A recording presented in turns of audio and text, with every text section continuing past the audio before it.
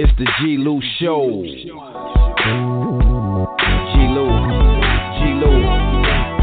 It's the G-Lew Show. G-Lew. Westside Wednesdays. West Coast Hip Hop. 7 to 9 p.m. Pacific. Hey. Now just kick off your shoes and relax your feet. You're now rocking to the sounds of the G-Lew lead. In the game like EA, do this shit the G-way. Do it for the black, brown rules to the keyways. From the west side to East LA, Crenshaw to Huntington, Whittier to East Lake. We play the music OGs, low ride to. When it's done the bang, same thing they drive by to. Every Wednesday night, 7 to 9 on the G-Lew Show. That's where the west side rides. So kick cat, kick back, fire up the split, cause we about to take flight on this OG shit. So call 803-4001, but don't forget to put the 914 at the front. The impression number one to holler at G-Lew. I think I got you queued in. Hey caller, is that you? Caller,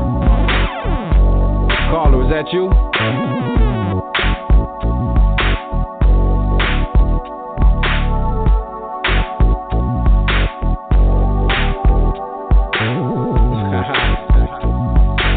Westside Wednesdays. blogtalkradio.com/the G-Lew Show. 914-803-4001. West Coast Hip Hop at its finest, homie.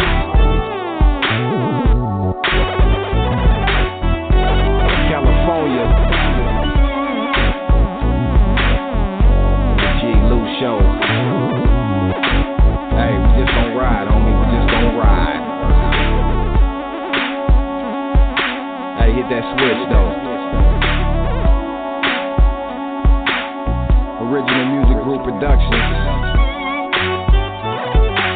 Blog Talk Radio in association with the G-Lew Show. Westside Wednesdays.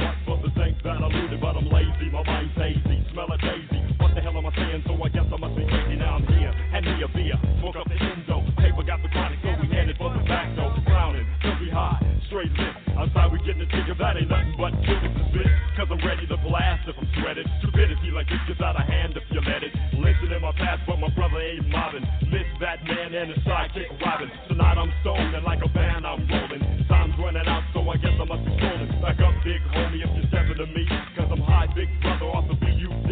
My verse is up, so I'ma end this stunt. Now let me buy some Philly so I can roll myself a blizzard. Up jumps the booty funk, paper boy gets to the yo. Up jumps the booty funk, paper boy gets to the yo. Up jumps the booty funk, paper boy gets to the yo. Up jumps the booty funk, paper boy gets to the yo. Up jumps the booty funk, paper boy gets to the yo. Up jumps the booty funk, paper boy gets to the yo. Now I got another verse, but I won't rip. I just too many twisted tongues to make it sound slip, and I do it like this, sound like that, 'cause I'm the editor, ripping up the whole damn town like I was predator. I come up with the hit, and it's my luck, I'm not mistaken. I just really drop the hit, have you shaking like you're making, and then I live it elite like a frog into a pond. Met the shit that knew some magic, so I poked it with my wand hand. Some really fake, I really rap like I'm crazy, but don't blame me for a fool, because my line is pushing aces, and I don't need the gas, 'cause I can rap right through this. So go hard, you grill and knuckle up so we can do this. I pippity got the flow and ain't a damn thing funny, 'cause I give it, got more rhymes than versatiles, got the money and some. I give it, coming just on paper, there is no other. Sticking and thinking like the odds, but pippity about the brothers.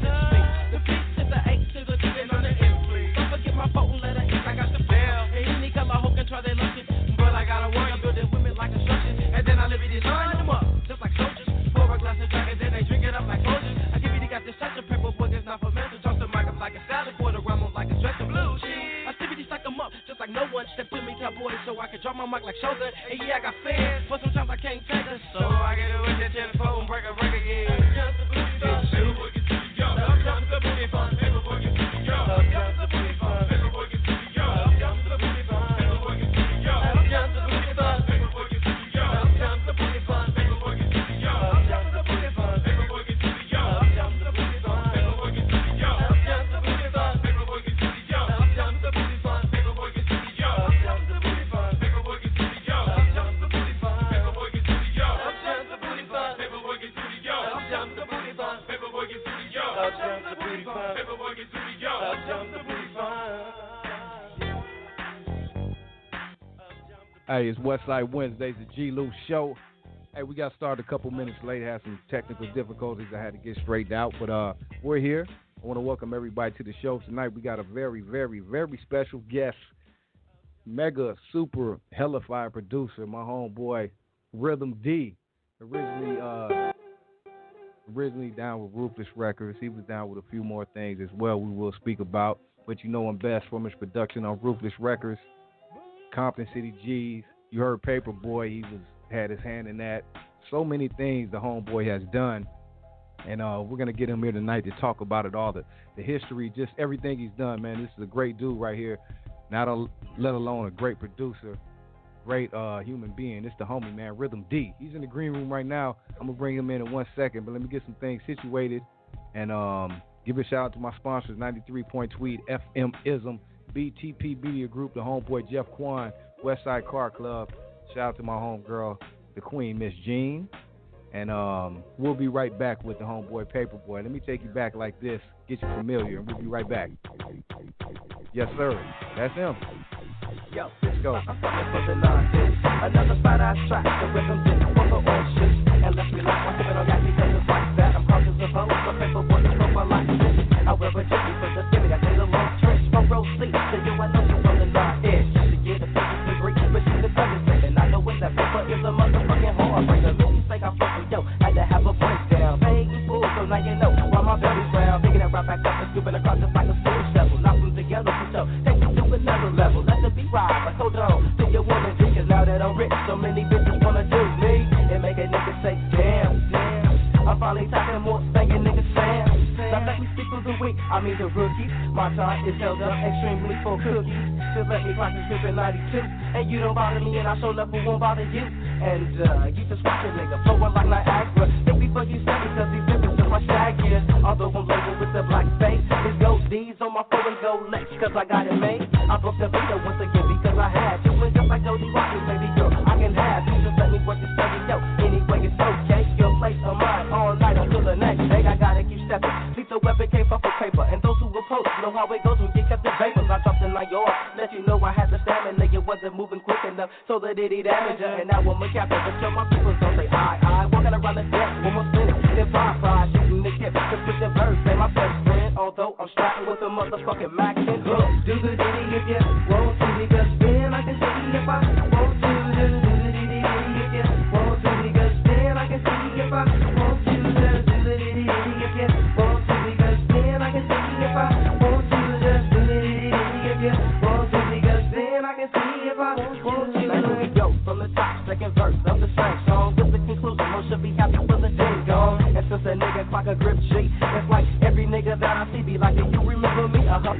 zone with more hoes than Lego. People try to get like Fredo, so niggas play on my ego. I have a tendency to flow, start off with my own groove and pick up the mic. And all of a sudden I see ass moving, guess it's like magic. And paperboard is a magician. If I was a doc, it might be sucking up competition. Let it ride again and you'll believe I got my own thing. Straight behind my hole, so mix me with the trick and soul train. And I'ma bring my notes, just to show a token. So how the times when I speak to we blood smoking. A black man trying to make it that ain't no fair. But just like BB and CC, I take you there. Now let's take a trip to another land. Crack a grip, come back and watch the whole stand. Jump in the Lexo and roll out to my cabin. Believe me, my nigga, more hoes than you can imagine. All on the diggaling, just because the gold rings. Running like a summer show. You ain't seen a damn thing. Make sure you got your gym hat, straps for protection. Because to me, my life is more than my erection. And give me your hand. If you a fan, it ain't over yet. Just doing the ditty with paper boys, make the ocean sweat. Keep it kind of style and knock the fuck off of Fritos. Make your man jealous for hoes, cheese like Doritos. It ain't my fault. I lay the pocket with concern and I ain't from Mount Vernon, but a nigga money earning. Took the root rhythm, he dropped the track and it faded.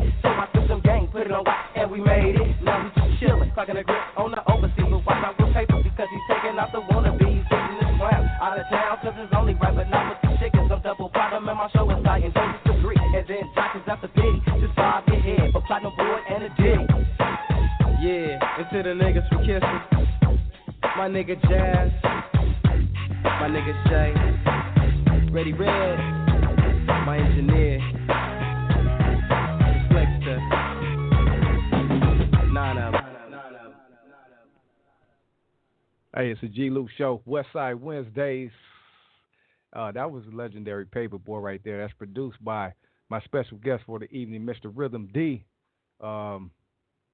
Let me see. We got Rhythm D. We had him on deck. Let me see. Let me go see what happened with Rhythm D. We'll be right back after this right here, man. Classic.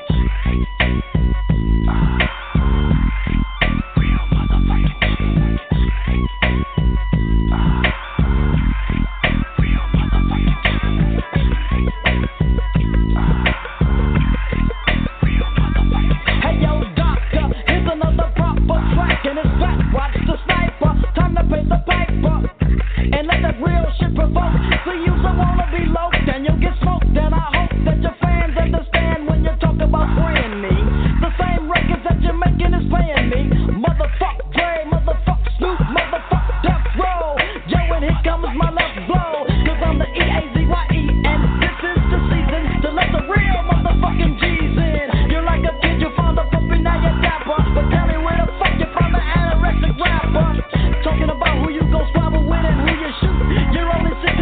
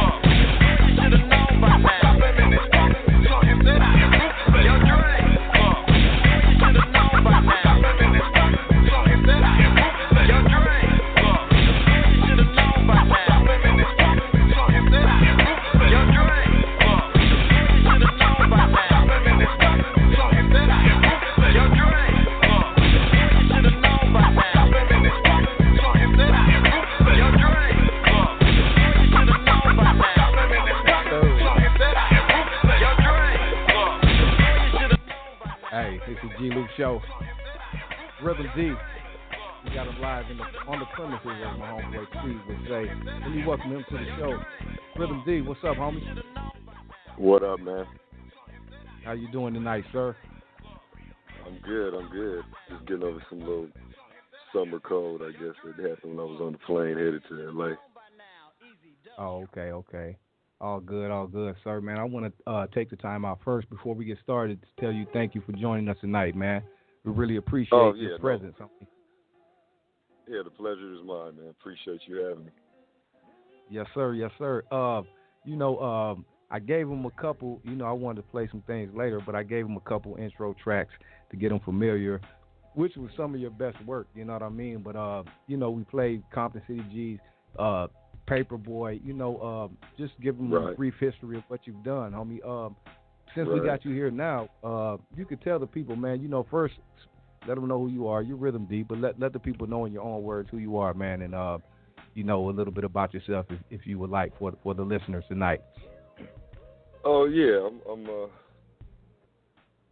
I'm Rhythm D. I'm an original West Coast producer, music producer, hip-hop, been in hip-hop all my life. Grew up in South Central L.A., one of the original Death Row producers, and then I went over to Ruthless, produced a lot of hit records. My first hit record was Paperboy's The Ditty, which went triple platinum and then got Grammy nominated. Come on now. Yeah. And then come on now. Then I went on and produced I joined Ruthless, and me and Easy we became real good friends, and he was like my mentor, and he signed me to Ruthless Records probably like around like the end of like 90, I'd say like 92. About that time, the Ditty was like on the radio, just playing over and over again. It was like in mad, rotation.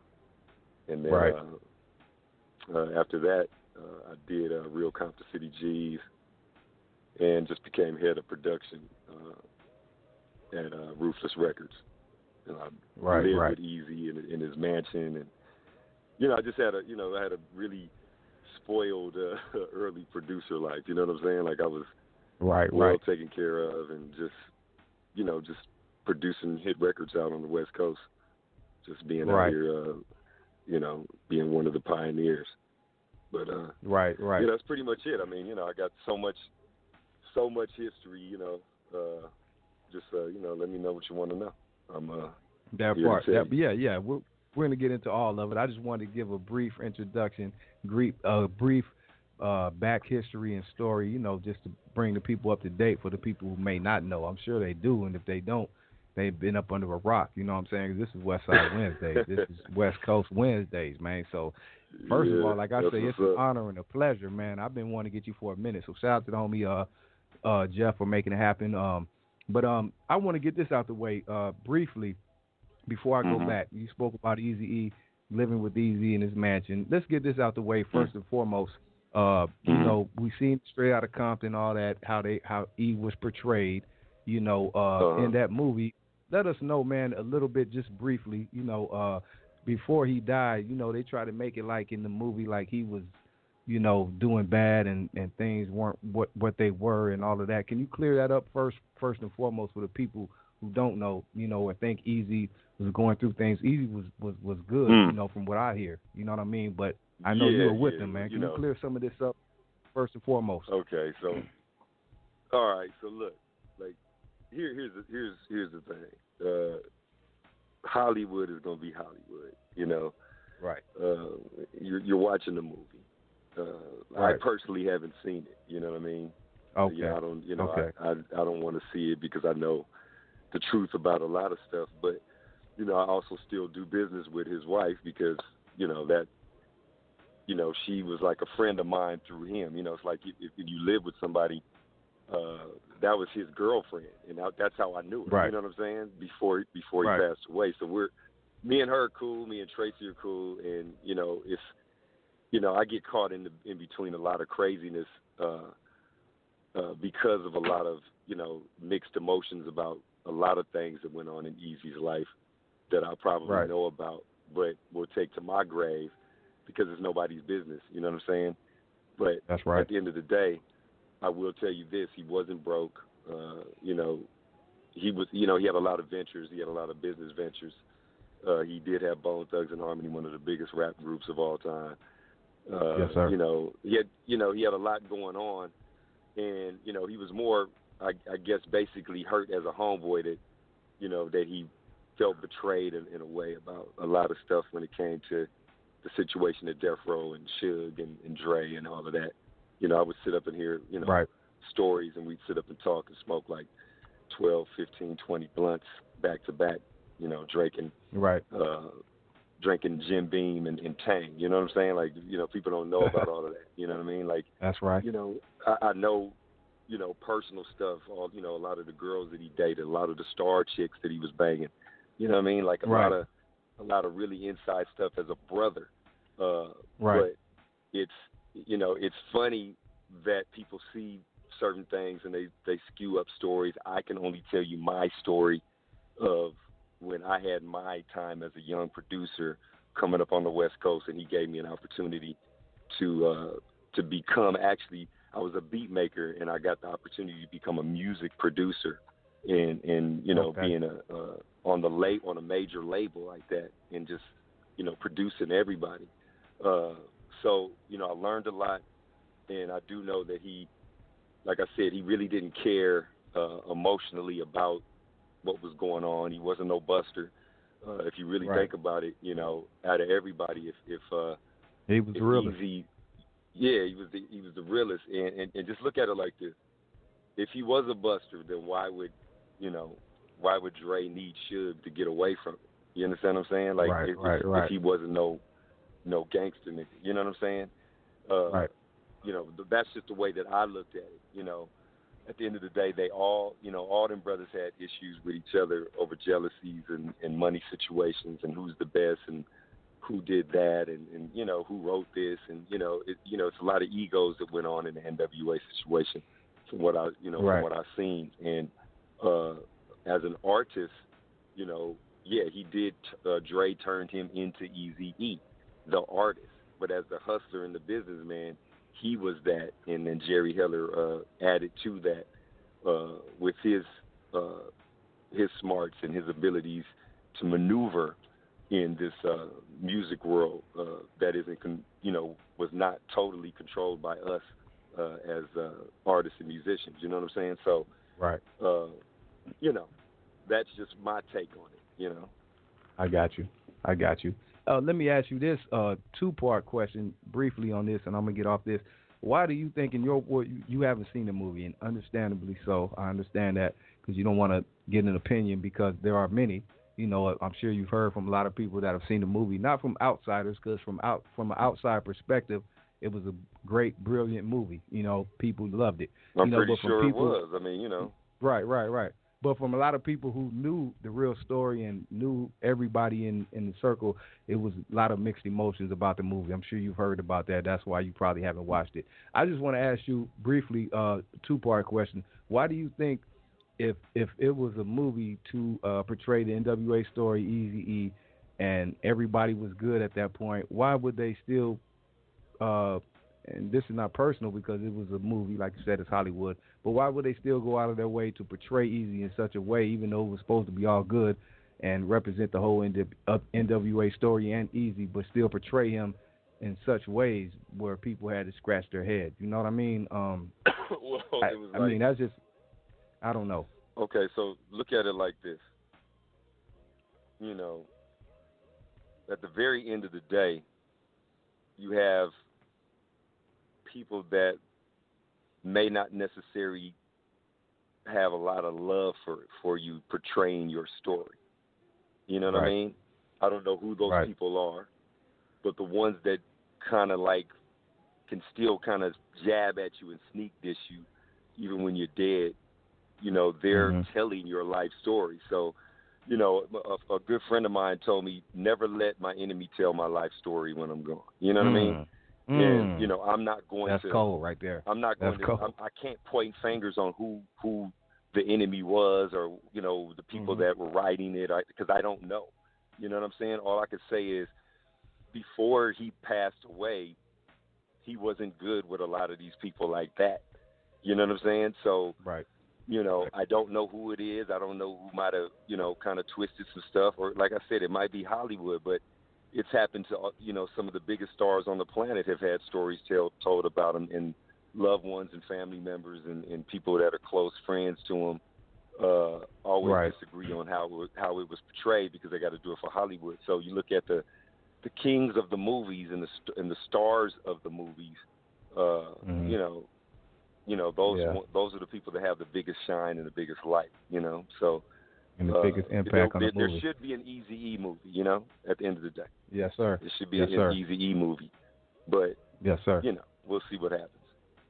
I agree totally, and again, that question wasn't to, you know, point fingers at who, because everybody knows what's what, and the politics involved, especially with that big of a movie and the big playmakers that made that happen. So that wasn't about that. That was just a question, not only for me but everybody. Why would you know, especially if it's supposed to be all good, but we understand now. I just wanted your take on it, and also I wanted to ask you. You mentioned that you were cool with Tamika and you know, his late great wife or whatever. What's the status currently of Ruthless Records? Because there's been a lot of speculation, rumors, and we just don't know. It's kind of been in limbo for years. What's the status now of Ruthless Records, if you know? You know, I don't know. I don't know. That's her personal business with the label. You know, they still pay me my royalties, and you know, I don't know as far as them putting out late songs and having artists sign. You know, maybe one day I'll talk to her, but you know, the movie was a success, so she doesn't really need to drop any music. You know what I mean? Right. Like, you know, I'm not. I don't even think she cares about even putting out artists and stuff like that. To her, that might be a headache. You know? Right. So many people have talked a lot of stuff about her. You know what I'm saying? Like, she's, you know, sort of like, you know, she's been in the business for years, even before she met Easy. You know what I mean? She, you know, she's worked with Clarence Avant, so she wasn't a dummy to the business. You know, it's just when somebody passes away and you have a lot of emotions about what's going on and who should have what, and you know, to me, I think she stepped up to the plate and made it happen because she had a baby in there, and she's like, "Fuck it, let me try to get this paper." I just try to look at all sides of the situation. I understand. You know, Exactly. You know, do the children deserve a lot more? Probably. You know what I'm saying? Like, you know, everybody has their story with Eric. Eric had a lot of children. He had a lot of bills. He had a lot of debt. He had a lot of friends, and he had a lot of frenemies, and you know, employees and enemies and all of that. So a lot of things are going to be jumbled around. All I know is my time being a young producer and him mentoring me and telling me about the business, how to really get paid and all of that. Even if he dogged out all them other niggas, he treated me like a prince, him and Jerry Heller. So me and all the artists that I connected and got signed over there and made names and created, they all had a great time and a wonderful life because of what I did in really helping people out. And they can't say anything bad about Easy, you know what I mean? And the stuff that they say now is only because they see him portrayed in a Buster ass way, and he wasn't that. You know what I mean? He was, you know, I'm glad you said it. 4-5 all the time. Glad you said it. Right. You know what I'm saying? I mean, I can say, Easy. You know what I mean? That's right. Easy That's wasn't no Buster. He was on point, and everybody know that. He had Crips and Bloods. Yet, you know, wasn't nothing gonna happen to Easy. He was good. You know what I'm saying? So I don't know. You know, the stuff that happened before I joined. You know, you got to realize I'm 7 years younger than a lot of these dudes, from Cube to Ren to all of them. You know what I'm saying? Like I'm younger. Right. I was in high school when all this was popping with NWA, just about to graduate. So by the time I got with Easy as a producer and signed exclusively, they had already went through all of that. So I didn't really know of any of that before '92 when it was all over. Right. You know what I'm saying? So I got his personal stories on everybody. I know who was real. I know who was fake. I know all of that. You know what I'm saying? Right. But rather than me be a superhead and Karen Stefans and just tell her all, do a tell-all book. That ain't me. I keep it. You know what I'm saying? I'm an OG nigga. Right. And at the end of the day, Rhythm, not to cut you off, I wanted to say this.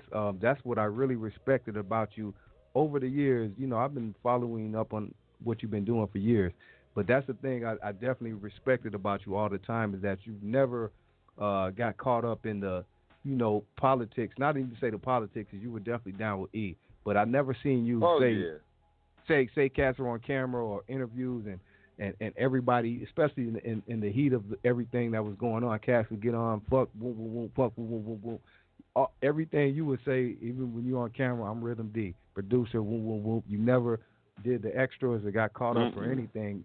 Never. So I definitely respect that about you, homie. You know what I mean? I definitely do. I don't get involved in that unless it really, if it messed with my life. You know what I'm saying? Like I said, I don't have anything bad to say because I was the guy. You know what I'm saying? I was the little spoiled ass producer that the nigga that gave all his cars to me, kicked niggas out the house. Right. And, you know what I'm saying? It was. But what I'm saying, I respect that you never tried to do when you could have, because that's your man. Like you said, he did everything. You could have got on there and been like, "Fuck, won't do, won't, but you never kept it. You know what I mean? You didn't do that. You did your part, what you were supposed to do, and that was it. Right, it's called burning bridges, and it don't make no sense. And especially when I've been blessed so much to be able to still be producing and just got these mad ass beats. Like, I'm a beat junkie, so a lot of this corny shit I don't give a fuck about. If it's not fucking with my beats, then get the fuck out of here, give me my check, and I'm gone. You know what I'm saying? Like, I've been taught by the best. I've hung out with Suge Knight.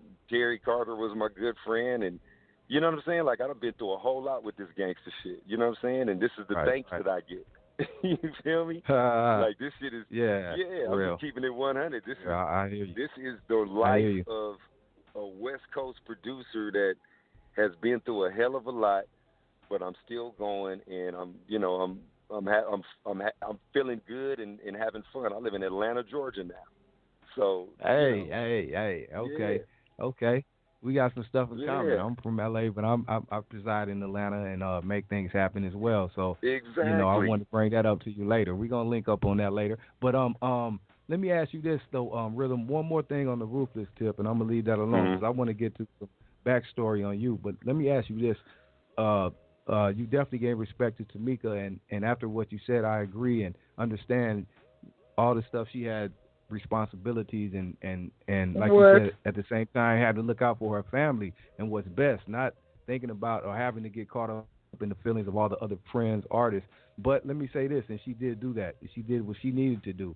But on the flip side, do you think I don't know if it was a choice, but for her to be his wife and mother of his child and all that and have all these responsibilities, do you think maybe it could have went a different way, or maybe somebody else could have took control of Ruthless to let the legacy continue? Not only alone the business she did, because she did what she was supposed to do, but far as to have the legacy of Ruthless continue, because you had a lot of artists there still, and like you said, nobody ever had anything bad to say about E, but they did about Tamika, and far as how the business was handled. But as you spoke on, it wasn't probably personal.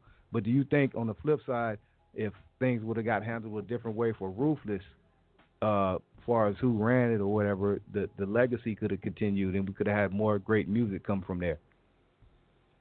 I'm going to put it like this. You've never met my girlfriend, right? No.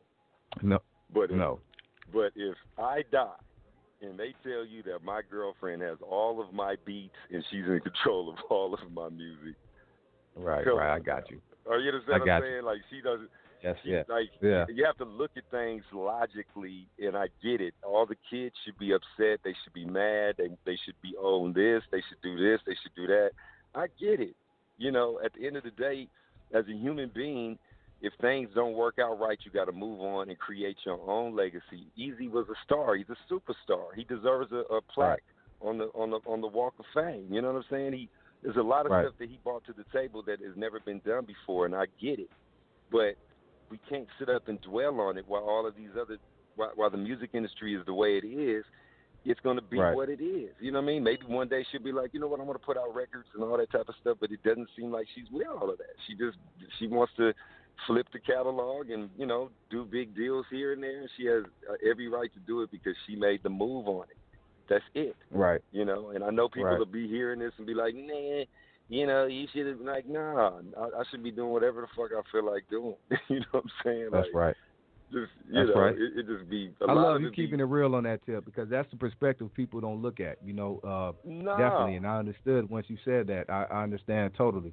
They don't look at that from that perspective. Everybody has a personal issue, so you know, I just wanted that take. But I definitely understand totally since you broke it down. I understand it myself better. You know what I mean? Coming from her point of view, she has to do what she has to do. You know what I mean? Any woman I would. understand. Yeah. Any woman would. And she a gangster with her shit. She don't give a fuck. So now what? She's not nice like that. So she ain't going Obviously, she's not going to nobody's get been too able fucked. to take advantage of her. Yeah, So. she don't give a fuck, bro. She a businesswoman. She going to go in there and do her thing. She don't care who crying. Even if she wrong, she going to, you know, it is what it is, man. You know, God bless her. And God bless everybody that's trying to make it now in the business after Easy. If you know, if you let go of you keep the legacy in your heart, and the best way that you can make Easy proud is get out here and get your own shit popping and make your own way. My God, my nigga, it's like there's so many ways to make it. You don't even need a goddamn record label right now. You know what I'm saying? Like you can do it on your own, get it popping and make it happen. You know what I'm saying? Look at his daughter, Remarkable. She's on TV, she's doing her thing, she's making her way, and yes, she is his daughter, but she's not totally focusing on that. You know what I'm saying? She's still trying to make her way. All of them, all the kids are trying to do something to make their own way. And if they keep on going, things are going to blow up for them. You know what I mean? One should help the other when the other one comes up. That's just how it should be. You know, that's how the other Hollywood people do it. They pull each other up. So if they all pull together and all the artists try to help each other make good songs and try to revamp their careers, things will happen for them. But if you just stay stuck in the past, you're going to be stuck in the past, period. That part. And I'm glad we got that perspective from Rhythm D. I'm going to leave all of that alone now because we got to get to Rhythm D. I was just, it was a lot on that, and you see it can carry on. And I still got some more. Like Little E, I really wanted him to do more, but I don't know what he has going on. But E was dope, too, and he could have been, you know, way more. I don't know if it was politics or whatnot, but shout out to Lil E. You know, I was really I wish I could produce records Lil on E. all of them and make hot records on all of them. Yeah. I could do that. Yeah. Oh, you understand what I'm saying? Okay. Right. You know, I wish I could pull them all together and make hot-ass records on them because that's what they need, records, hot records, and popularity on a whole different level. PR. Right. You know, all of that stuff could happen. You know, it could, if you do it the correct way, there's a way to sell this. They're a product, and they don't really know it. Together, they would be incredible. Exactly. You know what I'm saying? But, you know, I'm just keeping it 100. Man, me too, man. I really wanted to think about it, man. Yeah. You know what I mean? Yeah. Look at it. Yep. Yeah, he has a lot of stars, man. All of them are stars in their own right. Like you said, just I don't know why it hasn't happened, you know, but shout out to the kids, man. Rest in peace to E. Yeah. Yeah, man. Godfather of gangster rap. But let's move on, man. That's a whoa. You know, we can go on all night about that. But let's get to Rhythm D, man. You know, let's take them back a bit, D, because you know, we talked about the Paperboy thing, and people don't know as well that you were with Death Row earlier before you even got with Easy and Ruthless. You know, so we have all that story, but tell us briefly about the Paperboy thing, man, and how that happened, because I know you worked with him. He was new, and you weren't even aware how big it had got when it gotten so big. But can you tell us about how that came together with you and Paperboy, man? Diddy, and, you know, Paperboy's a legend in his own right. People sleep on him, but tell us about that. That all went down probably like around beginning of the middle of like 91 going into 92. Okay. I was in the hood, and there was a shop, a rim shop on Manchester and Van Ness called International. Okay. It was a record shop called International Records. And my partner, Anthony McFarlane, he owned the shop. and he had all these rappers and stuff, and I would just carry around my SP1200 anywhere I would go. You know, either I'd shoot over to Battle Cat's house, me and him would bang out a few beats, you know what I'm saying, compare notes, and then I would leave and go up to International, and I would just sit up there and make beats. Well, Anthony would have, you know, a lot of the rappers would come up there and they'd be freestyling, and then one day this little dude with a box haircut came in named Paperboy, and he was bussing, you know what I'm saying, but not like them. He was, you know, he was like, his flow was confident, and I was like, this nigga's like shit. So I made this one beat. I was chopping up some samples, and I made this one beat right in front of him, and he was like, man, that's the shit, and I gave it to him on cassette, and he went home and wrote to it. And then right after that, I think, let me see, right around that time, I didn't see him probably for some months. I think I was continuing over to Death Row, and I was rolling around with Suge, and one day, you know, Suge had dropped me off at the house, and when I was in the house, I get a knock on the door, and it's Paperboy, and he's like, he was like, hey man, Rhythm.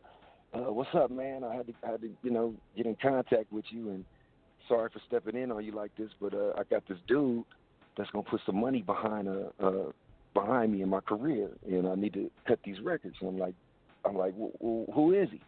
He was like, I'll tell you all that later. So, you know, of course, me being inquisitive, I went ahead and did it, and he was like, man, you should chop up, you should flip that Do Wah Diddy by Roger. So I'm listening to it. I'm like, shit, this motherfucker hella fast. You know what I'm saying? Like, Do Wah Diddy was like on some disco shit. It was super fast, but it was funky. But it was way too fast to rap to. So I'm sitting there like, all right, let me see how I can make this work. I was like, well, I'm going to chop it all up into different pieces. And what I'm going to do is I'm going to keep it hip-hop, because at the time I looked at the club and I seen what was popping in the club. And everything in the club, I would go to a club called Jamaica House. I was hanging out with a clique of, you know, all of these stars that you see. They were like all my friends, all of the black actors back then, before they was even anybody in the business. They were all hanging out with me in this whole clique, and we would go to this club called Jamaica House, and we would hang out in the club, and we, you know, had this whole, we would have tables and all that type of stuff. When we walked in free. It was, you know, it was just like the Hollywood version of 90210. But, you know, the reason why I'm telling you that part of the story is the actual club promoters were the ones that were putting money behind Paperboy for that club, and I didn't even know it. You feel me? So I didn't know that. And so I booked some studio time after I linked up with him, and we went to the studio. I had already been working on the beat and everything. We went to the studio, we laid the track, and it came out dope. And a guy by the name of John Ferguson, he was putting the money behind it, and he started promoting it in the streets, and it started like doing really well at the swap meet and getting picked up and all that type of stuff. People were buying it on CD, and it was like a maxi single. On one side of the single, it was the 9 Yards, and then on the flip side, it was the Diddy. I'm trying to figure out if I don't know which was which, if it was side A or side B, but they were playing it. They started playing it in the club and playing it, and every time it would come on, the whole club would go crazy, you know. And this was for the 9 Yards and the Diddy. So a little bit after that, I think we got it on. John had got it on Power 106, and it started being played on Whack It or Track It with some DJ named Lozano's on the Loose, Frank Lozano or something like that. And he put it in Whack It or Track It, and it started beating out every song that would come on, and it stayed on there, killing everybody for about a month and a half. Nobody had beat it, right? So it just played and played. It got real popular on Power, and then after a while, I guess he put up the paper and got it on national radio, and it just blew up. And then we got a deal over there at Polygram with Next Plateau, the same label that Salt and Pepper was on, and a lot of the other big acts at the time. So that's pretty much the story of the ditty, and it just blew up like the thong song, and you know what I'm saying? You got the rest damn is tired history. of hearing that motherfucker. You know what I'm saying? So Right. you know, Hey, that was definitely an early West Coast classic around the time. You had Quick and all that tonight. Paperboy. Like a lot of people forget about that until they hear it and like, oh, but that was real big, like you said, triple platinum. But let me ask you this: what happened following that with Paperboy? Because right after that, we really didn't hear Paperboy anymore. And he was dope. He has a lot of even underground classics I love. My brother CeeLo loved. But what happened with Paperboy after that? What happened with the label? Did they drop the ball, or for that song to be so big, we were supposed to hear more of him? Yeah, the label got a little bit discombobulated because certain individuals, went off and did a little time. You know what I'm saying? So right. It was like once that happens, the leader of the label, he wasn't actually in control of it as it should have been, and then that's what happened with that, and they made a lot of idiotic decisions on not signing me and not really understanding that the producer's worth back in that times. Right. Actually when I was working on Paperboy's album, I bought Easy up there. Because at the time we were broke. They weren't giving us no money. We working on the record. They tried to steal all our publishing and all that. You know what I mean? And I'll get to that later. But okay.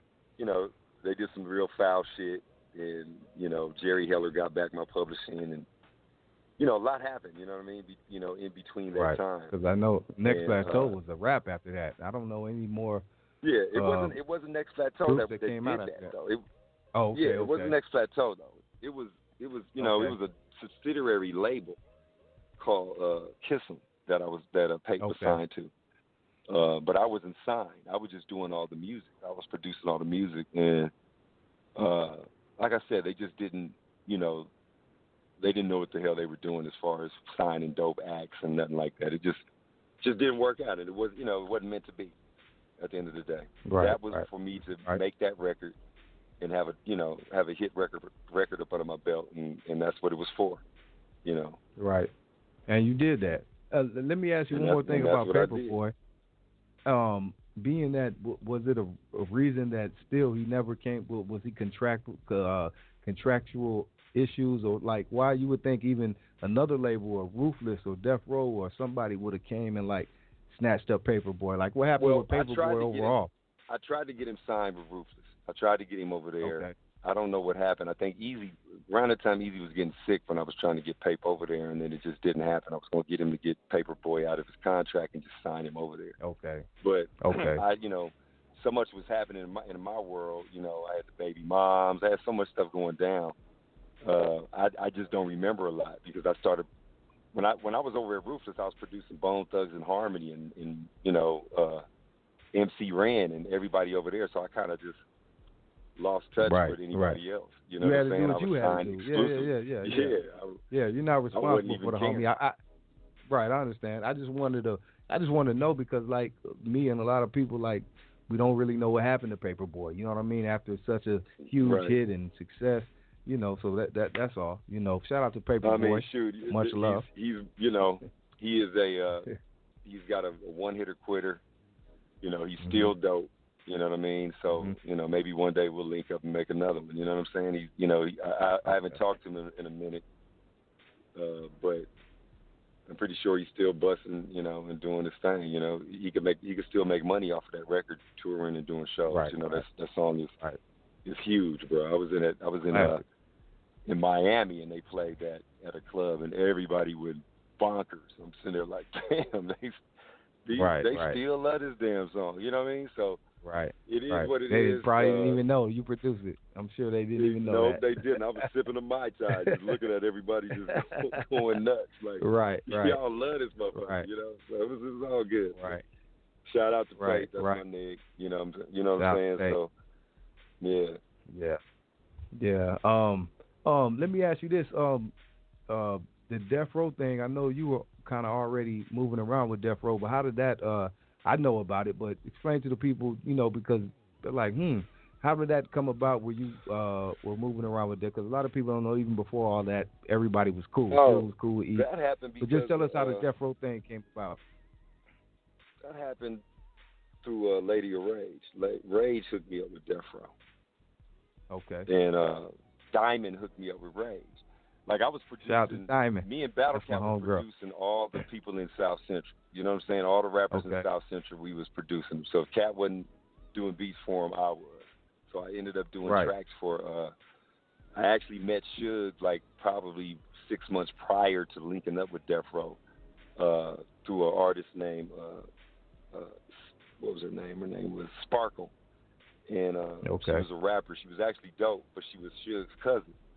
And she told me that her cousin, you know, was looking for producers to sign and everything, and she linked me up with him, and I went up and met him up there at Fat Burger on Lancashire, and that was my first time meeting Suge, and we ate burgers and was talking about, you know, beats, but I had no idea that he was with Dre or none of that. He was just a dude that I knew that had a label.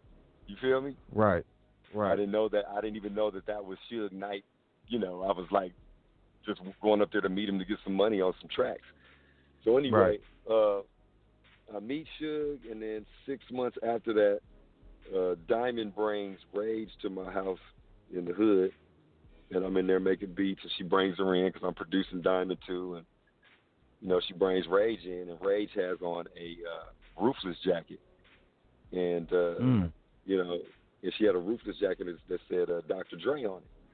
And I'm like, damn, I'm like, shit, you know Dre? And she's like, yeah, I'm signed to Dre's new label, blah, blah, blah, blah. I didn't even know that Dre and Easy was beefing. I didn't even know none of that. Right. So I'm still, around this time, niggas is still bumping niggas for life. You know what I'm saying? So we thought it was all good. Right. So I'm sitting there and I'm listening to her talk about the label and all that. And she's like, you know what? Your beats is dope, Rhythm. You need to link up with my engineer John Payne over there at Death Row Records. I'm like, Death Row? He's like, yeah. She was like, yeah, let me link you up. And I was like, all right, so let me give you the number. At the time we had pagers or beepers, and I gave her my pager number, and she connected me with John Payne. I went up to Solar Records. That was my first time being in a studio with an SSL board, and I was looking at all of all of the plaques from Lakeside, and you know just all the hit records from the Whispers and all that. And I go in there and I meet John Payne. I started playing him some beats, and then he called Suge, and Suge was like, Rhythm D, you know, he was like, yeah, I met up with him, blah, blah, blah, blah, and he started, he started to tell him I was dope, and from then on, I linked up with Suge and started hanging out with him.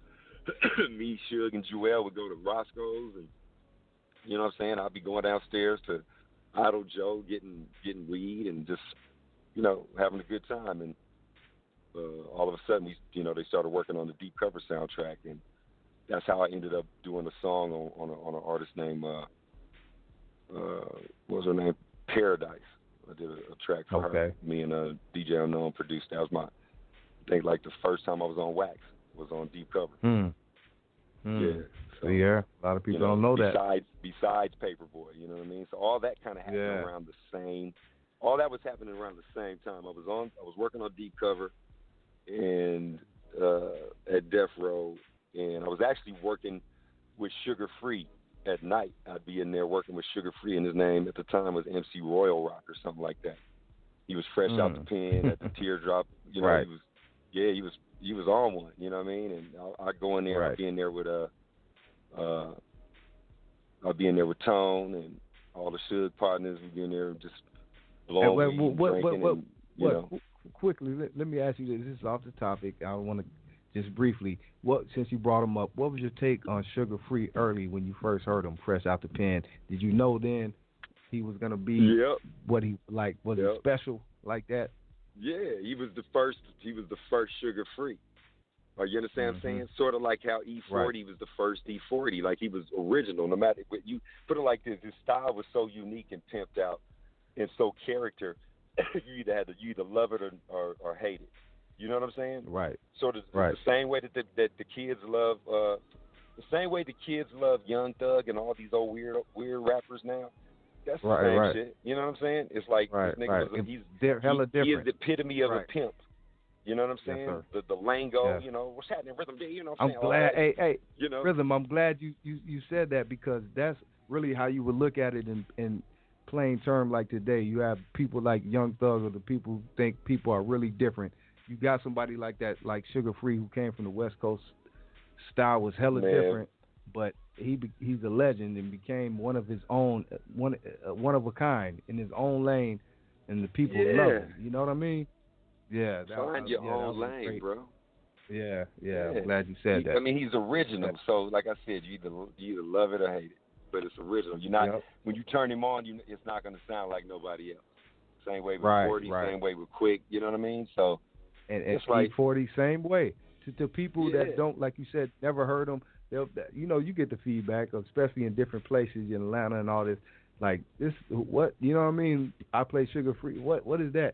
If you don't know, so it's either you're gonna love them or hate them, but you're gonna respect it, because people are like, he is saying some cold shit, but I just can't catch up to it. You know what I mean? So you're gonna get mixed emotions, but it's one of its own, and it's you know what I mean? Like you said, he has his own lane. Sugar Free, 40.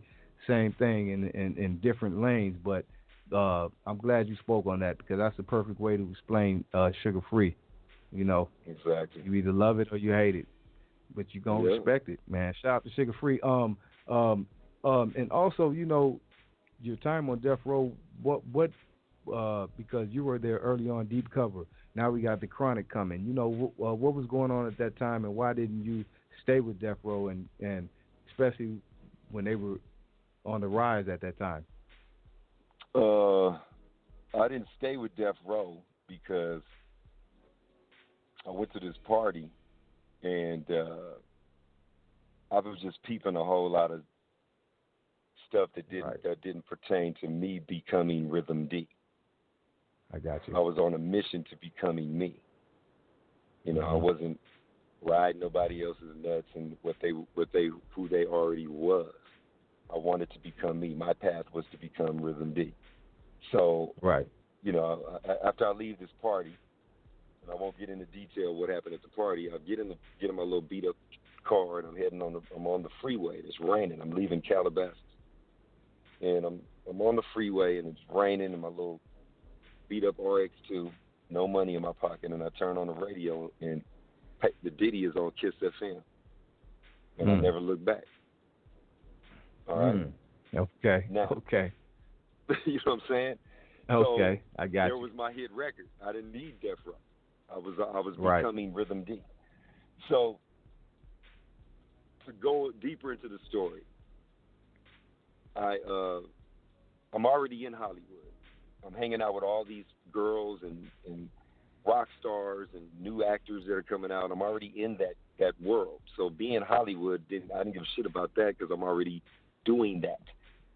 So I'm not anxious to be involved in anything Hollywood, because I'm a part of that. So long story short, I'm dating Smokey Robinson's daughter at the time. So I get stuck at her house. Me and my whole clique get stuck at her house because we're on curfew. We can't get back to LA because the riots hit. This is, when the riots happened. I'm stuck at Smokey Robinson's house, right? Just in there chilling, you know what I'm saying? And I get a phone call. Well, not a phone call. I get a page, a beat. Page, right? And it's from a girl that worked at Death Row. And she calls me and she goes, I call her back and she's like, one of my homegirls, she's raps and she needs beats, and I told her about you, and I really want you to meet her, and she'll pay you to do some music for her, rhythm, and blah, blah, blah. And I'm like, okay, well, damn, whatever. You said the magic word. Some money, you know what I'm saying? Let's see what happens. So, right. So I meet up with her, right?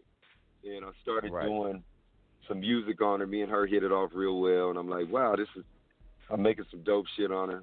And she's, throughout the time I'm working on, on some music on her, she keeps telling me, she's like, my baby daddy needs you right now. This is all she keeps saying. And I'm like, okay, you know, you keep telling me that. Well, who the fuck is your baby daddy? She's like, Right. I'll tell you one day. Let's just finish this beat. I'll tell you one day. So, you know, so one night we leave in the studio, and she take me to her crib. We go there. I think we went and picked up maybe an ounce of weed, and we go back there. It was late, so I was going to crash there. And she was like, look, I got an extra bedroom. Go ahead, and we going, you know, you gonna crash there. And when I walk into her house, she got nothing but NWA plaques, Eazy-E plaques, all that, all on the wall. You know what I'm saying? I'm looking Right. at it like, what the fuck? And she goes, Right. my baby daddy is Eazy-E. So, you know, you can see you can imagine the look on my face. I'm looking like, man, like, okay, this is some other shit, because I just left from Death Row, and they dissing the shit out of this nigga. Like, you know what I'm saying? Like, the Chronic is about to come out and just destroy him, right? So, well, you already knew goes, look, before it came out. I didn't mean to cut you off. Man, go I was ahead. sitting there, you know, Dre sit there and pulled up a nigga with a gun right in front of me and flossed on me and was pulling all the tracks up, and I'm hearing I'm hearing Friends, the beat to Friends in the background, and he just clowning like, yeah, nigga, this shit about to come out and blow this nigga out the water. So I'm like, all right. So I meet her, you know, we do the music, and then she tells me that her baby daddy is Easy, and he's, you know, she gave me, she said, I'm gonna give you his number, and you put it in, and he's gonna call you or page you, and he's gonna leave 187 as his code. Now, when she said that, I was like, you know, I'm either believe it or not, but whatever. Anything can happen. I'm already going through my life, so let's see what happens with this. So a few days go by, then bam, he texts, you know, he pages me and leaves 187, and I hit him back, and I ended up linking up with him, and I brought him up to the studio when I was working on Pape's album, and I played some tracks for him, and he didn't like them. I was playing him a whole bunch of funk shit, but I didn't play him nothing that I had did, you know, when me and Battle Cat was making beats. I didn't play him me. I just played him everything that he would be up against if he went at Death Row. I was playing all types of G-Funk shit. He was like, yeah, I like that, I don't like that. I'm like, all right. So I'm thinking, okay, he not fucking with me because he ain't liking none of these beats. So before he leaves, he's like, man, meet me out in my house in Norwalk. I'm gonna give you the address, and meet me out there. So I grab up my SB 1200, I get in my little hoopty, and I smash out on the 91 and head out to Norwalk, and I get to his house, and niggas is laying all around, and he walk in, he got bodyguards everywhere, niggas is cooking, and you know, I go on back to the room. He got a little fresh studio back there, and I plug up the SP, and I just start throwing in a disc into the SB and playing beats. I put one beat on, and he went berserk, and he ran out. You know, he was in the bathroom taking a shower. He ran out the bathroom. Was like, nigga, you rolling with Ruthless. And pulled like 5,000 out of his pocket. You know what I'm saying? Right. Out of his sock, and threw it to me. And that's pretty much all she wrote. You know what I'm saying? Like. That's how I got on. That's right. Push play on it. So. That's right. You know. That's right. Yeah. Classic story right there, man. Classic story. Hey, people listening there, we got the legendary super producer Rhythm D up in here, man. It's getting hot, man. Rhythm D has got so much history, and I'm glad he's just sharing a percentage of it with us, man, because I'm enjoying it as much as you are. Call the number tonight is 914-803-4001. Press 1 if you want to speak. You want to holler at Rhythm D while he's here. Shout out to my sponsors, 93 Tweed, FM Ism, Tweed Cadillac every Thursday night, 7 to 9 p.m. Pacific on Blog Talk Radio. Shout out to BTP Media Group, Westside Car Club. And shout out to the lovely Miss Queen Jean. Hey, before we continue, I'm going to take a couple callers, man. We got some callers out there. May want to holler at you, Rhythm. So let me take a couple callers right quick, if you don't mind, homie. Okay. Well. Caller, hello. Oh, my bad. Caller, hello. What's going on, G-Lew? Rhythm D? What's cracking like it, man? What's up, man? Oh, man. Rev. Reaching out to you. That's the Rev. Yes, sir. Yes, sir, man. I'm out here just chilling, man, listening to y'all, man, and listening to Rhythm D tell his history, you know what I'm saying? And, you know, I met him once, but it was like kind of like, not really formal, but just I shake a brother hand and keep it pushing. But man, I've been with Scotty D and DJ Latin, man, since about '89. You know what I'm saying? And I done ran into you once, probably a couple of times, but like I said, man, I was in school, man, trying to learn how DJ, Latin do his scratching and how he hook up his turntables, how Scotty D DJ, King D DJ. So that's what I used to do, man, just sit back and watch, man, and try to learn. But anyway, man, I was looking at some of your pages on Facebook. You got a fan page, man, that say you down in the GA. Yeah. I live there in LA. I moved out there in like 2010. Oh, okay, yeah, I got nervous, man, because I was like, man, I do gospel rap right now, man, and I've been trying to get my things going, but I was like, man, if I had Rhythm D, man, just to be able to produce or put a touch on it. You know how back in the day your brother come over there, he just come over there to help you with your equipment and to hear what you're doing, and he might want to work with you. You know what I'm saying? Word, I hear you, man. That's respect, man. Appreciate you. I just want to make sure I keep in touch with you, man, some kind of way, man. Rhythm D, man. I don't know where you at online or how you do it, man, but I'm gonna stalk G-Lew until he hook me up with you. Word. Just follow me at Rhythm D on Instagram. Okay, yeah, I ain't too privy with Instagram and all that, but I'm gonna find you some kind of way. He's a Facebook guy. He's a Facebook guy. That's all I do, man. Oh, okay. I'm one of them most back. But yeah, man, much love to you, man. I appreciate you, man. The Most High continue to lead and bless you. You know what I'm saying, Rhythm D, man. I'm happy you still around doing your thing, man. And you talking strong and standing strong, man. Keeping your head up, man. And that's what we need, man. Keep going forward, man. The music, love you, man. The music never know was being sold. The music only knew, man. The music only knew it was there for our soul. You know what I'm saying? Man. And that's what we doing, man. Keep going, man. I love you, man. I know God willing, I'm gonna hook up with you, and we'll do something, man. I appreciate you, man. Thank you, G-Lew. Word, yes, man. Sir. Much respect, brother. Respect, Ali. Much love, brother. Peace. Let me go to another caller. Caller, hello. Hey, G-Lew, it's Jane. Hey. What's up, Jane? Not too much, man. What a good show, as always. Rhythm D, welcome. Thank you for all the knowledge and everything you're telling us. It's wonderful. Thank you. I appreciate it. I got a head full of knowledge here. It's going to explode. Yes, you do. You are phenomenal. I really love hearing this. This is great. Thank you, G-Lew. Oh, you're welcome, Jane. I bring it to the people, man. I'm blessed to have it, so I'm going to present it to the people. And we got Rhythm D, a legend, man. So we got a lot more to talk about. So stay tuned in, Jane. I will. Much love, G-Lew. Thank you. All right, thank you, sweetheart. Let me go to a caller. We got one more caller. We got the lovely Miss Queen Jean, I believe. Hello. Hey. Good evening, G-Lew. Hey. Good evening to you. How are you? Good. Good evening, Rhythm D. How are you? I'm all right. Good evening to you.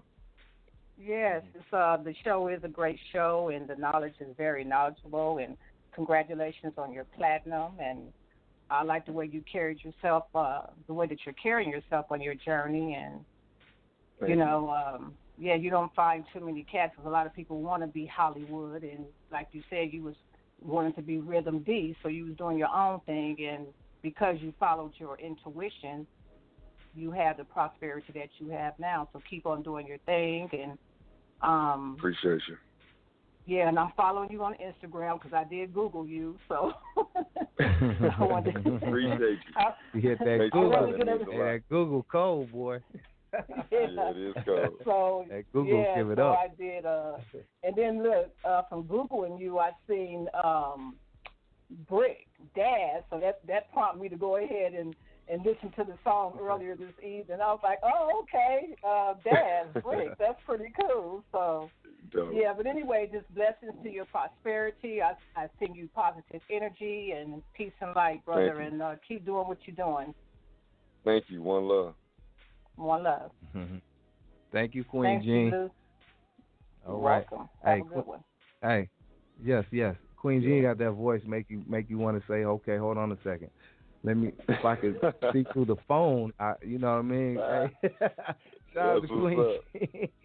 Hey, shout out to Queen Jean. Right. Anybody else out there you want to speak, press 1. Or once again, the calling number is 914-803-4001. We got the legendary super producer, Grammy-nominated Rhythm D. You know what I'm saying? D, we talked about Death Row. Excuse me. Let's talk about the transformation. You know, like you said, you met Easy, went to his house, probably blown away, seeing it get down and all that. And now he says you rolling with Ruthless. Now where do we go from there? Right.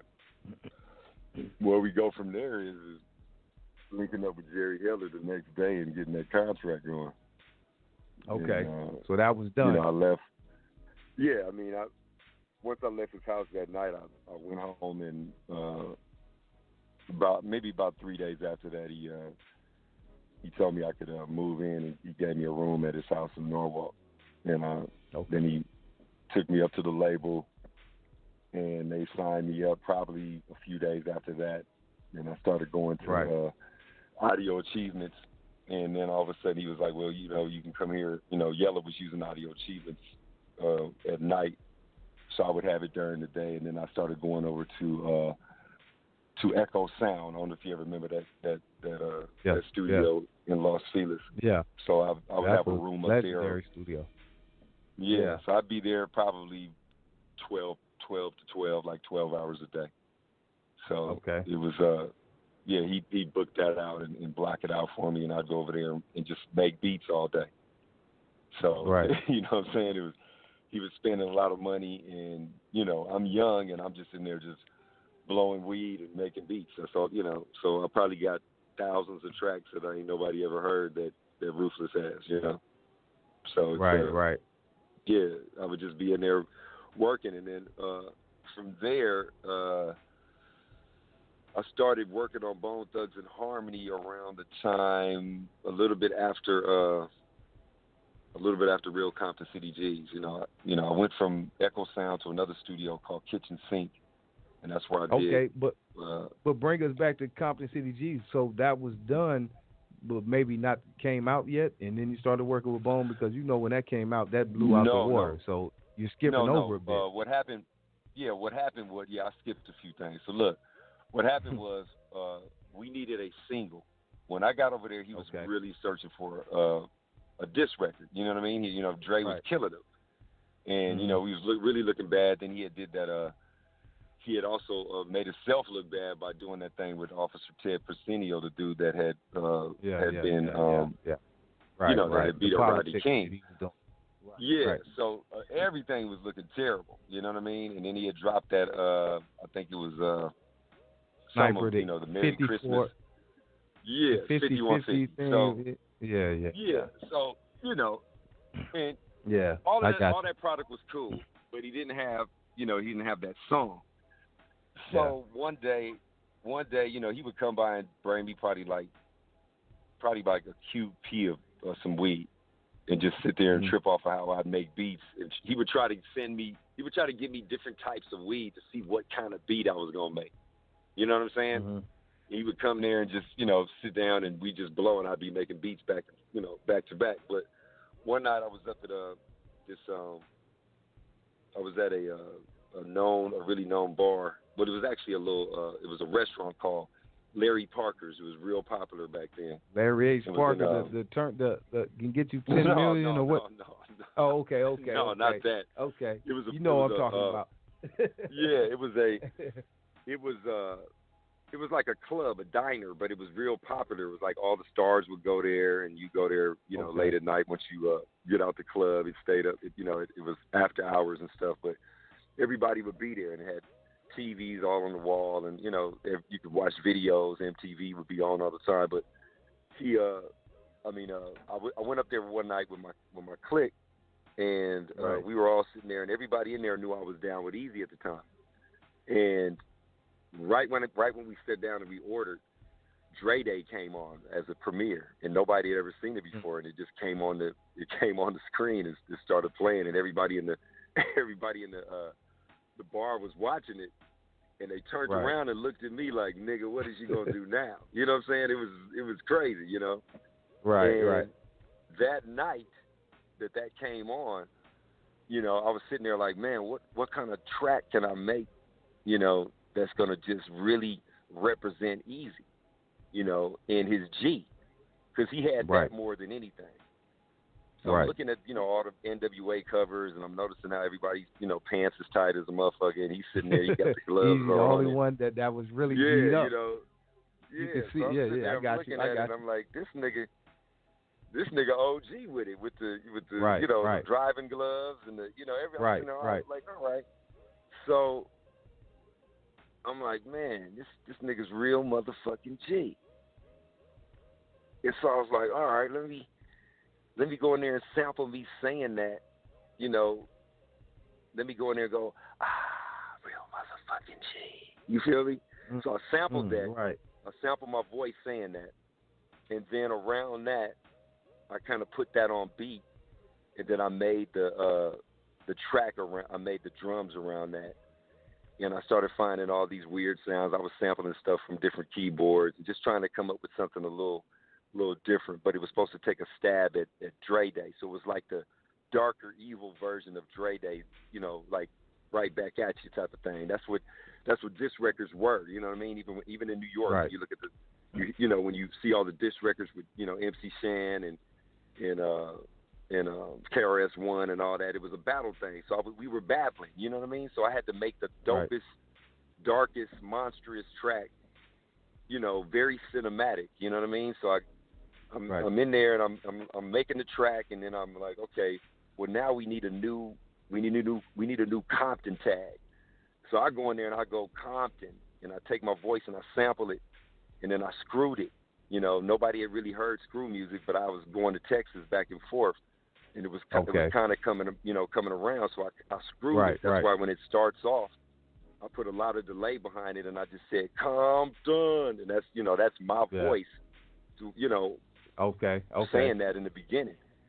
And then I put it together, and I just started playing the mini moog and trying to come up with a twisted sound, and that's what I did. I just put it together, and then after that we went to Audio Achievements, and I think Easy took the track, because before there was another track called "It's On," and it was supposed to be the original. It was supposed to be the single. That was the original diss song, right? Yeah, that "It's On" was the original diss song, and you know, when I produced that was before I had heard Dre Day. Dre Day, right? And it just wasn't strong enough. And you know, Easy, you know, we went back and we redid it. He recut his vocals, and I was like, man, this ain't really that hard. But he was like, well, and even though, let me say this, even though, like you said, I understand that, because Compton City Jesus was the lead single, and that's what took everything off. But once you got the album and you banged it, that "It's On" was just as much of a classic, you know, as the same way. I just wanted to put that in there, but go ahead. Oh, word. Yeah, I mean, I think the whole once you got to hear body it, you know, work, you got into the album. You know, I mean, because it came in like a movie, you know what I mean? Every song on there went back to back. You know, people listened to a full body of work back then, so they, you know, no one would even respect the Chronic right now in this day and age, because nobody wants to sit up and listen to and be entertained, you know. So back then we listened to full bodies of work. We made full great albums, and we dropped singles every now and then. But now it's a single market. So back then, the full body of work, you listen to the commercials. You want to hear the excitement of things coming in. You want to hear niggas talking shit. You want to hear all the gunshots and all that type of stuff. We are the ones that originated that, even before the mixtape. So it you know, we were making really, really cinematical records, and I just had to make it cinematical, and then everybody else kind of followed suit. You know, 187 went in, he did a dope job making, you know, producing the songs with Cocaine, and you know, it just, you know, everybody came in and just made that record hot. It's a classic. So, you know, I think I did the intro, all of that. Go ahead. No, go ahead. No, I was gonna say, because I didn't know what you, like you said, the intro, which was classic. The whole album is classic, and like you said, it was great to go with the lead single, Compton City G's, because that's what took off and everything. But once people got the album, that was just classic. Even though it was more underground, I would say, opposed to the Chronic with the push it had. But the Chronic and Real and it's on its own album, 187 Dre, whatever the name was just at the it was simultaneously being bumped at the same time. You know what I'm saying? It was just right there. So respect to you on that. What I want to do, I want to take a quick break, and I'm gonna go pour me a drink, homie. But I'm gonna take a quick break and play some music, and then we're gonna come right back because we got some more to talk about and a couple more callers as well. So I'm gonna take a quick break and pause for the call. Shout out to my sponsors again, 93 Tweet FM Ism every Thursday night. The After 6 Cruise mix. Tune in tomorrow night. Blog Talk Radio, Sweet Cadillac. Shout out to BTP Media Group, the homie Jeff Kwan makes it all happen, and the Westside Car Club. I'm going to do it like this, and we'll be right back with the legendary Rhythm D. We got some more to talk about, D.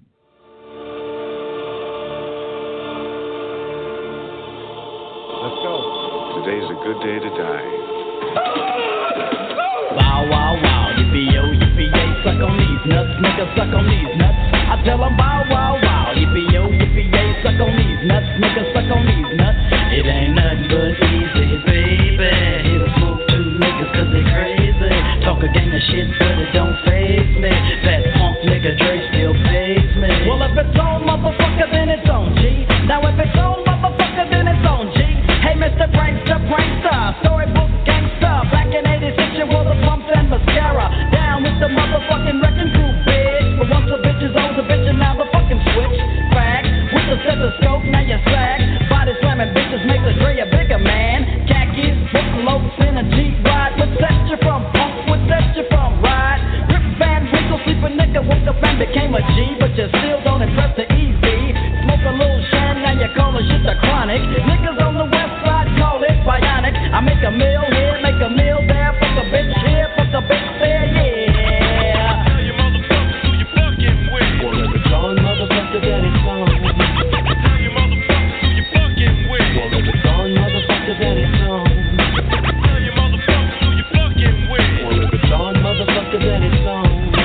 Tell your motherfuckers who you fucking with. Well, if it's on, motherfucker, that it's on. Oh, nigga, Eazy-E went to the cover to get Snoop Doggy Dogg a bone, motherfucker. Here's another G, or should I say a H, a I, a J, a K, a elemental P. P for the pussy, wussy, whooping nigga broke as a motherfucking joke. Talking about you wanna smoke. The E to the A-Z-Y, nigga, this is Eastside. Snoop Doggy Doggy Dogg, you wanna try? 187 on the E that you sing, but you cling on my balls as I swing my ding-a-ling. Yeah, you got more juice like a pint of puppy water. First I'm gonna choke it, then I smoke it, then I'm gonna toss you in the back of my trunk with the other pump. Smoking death roll like I smoke a Philly blunt. If it's on, motherfucker, then it's on, G. Now if it's on, motherfucker, then it's on, G. Tell your motherfuckers who you fucking with. Well, if it's on, motherfucker, that it's on. Tell your motherfuckers who you fucking with. Well, if it's on, motherfucker, that it's on. Tell your motherfuckers who you fucking with. Well, if it's on, motherfucker, that it's on. Tell your motherfuckers who you fucking with. Well, if it's on, motherfucker, that it's on. Still a nigga, once a nigga, always a nigga down from the get-go. Never let go, never flossing, never slipping, never tripping, sticking. Dick in my balls and your throat, doggy, listen. Niggas from the LBC, they never heard of your G. And niggas from the CPT ain't down with DRE. But you gave it up still like a trooper. Let them play a jam, shake your hand, and then they shoot ya. You can fool the people on the East Coast and the Midwest, but in LA you still ain't past the test. See, I can tell a pussy when I see one. Straight wearing lipstick, I mean you had to be one. You need to change your sex and your occupation. You try to fuck with E, nigga, run, run, run. Cause if it's on, motherfucker, then it's on, G. Now if it's on, motherfucker, then it's on, G. Tell your motherfuckers who you fucking with. Well, if it's on, motherfucker, then it's on. Tell your motherfuckers. Well, if it's on, motherfucker, then it's on. Tell your motherfuckers who you fucking with. Well, if it's on, motherfucker, then it's on. Tell your motherfuckers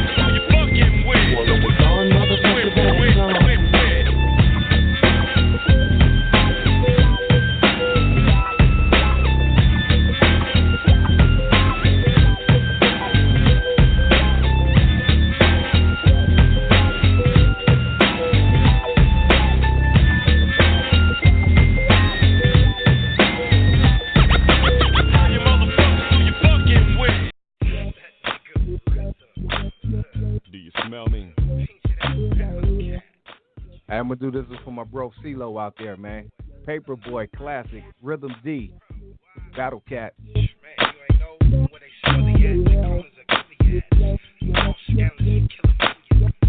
from the West Coast, where it's 95% fine hoes.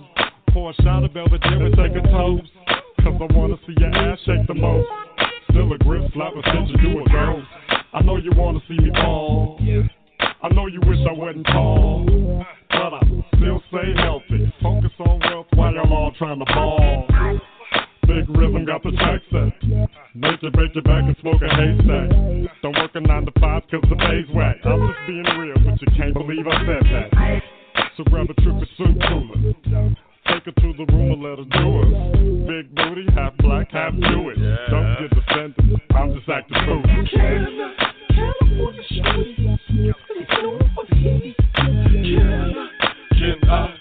Can I just bring for you? It's a worldwide nation. Take a vacation. 'Cause we won't give up for what we told you. BC, now who's he? Fuck with this dope beat where the rest of his folks be. It's been a long time coming, Rhythm D. Resurrect with a yak flex taking over now who's next?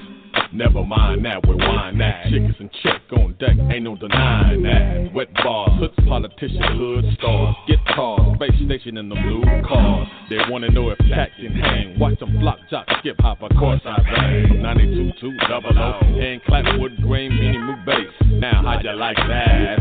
Real funk elements, West Coast elements, stay dope, no joke. Who comparing this? I'm intelligent but arrogant as fuck when it's the streets quoted. I'm promoted as a double O shade. California streets, it's over here.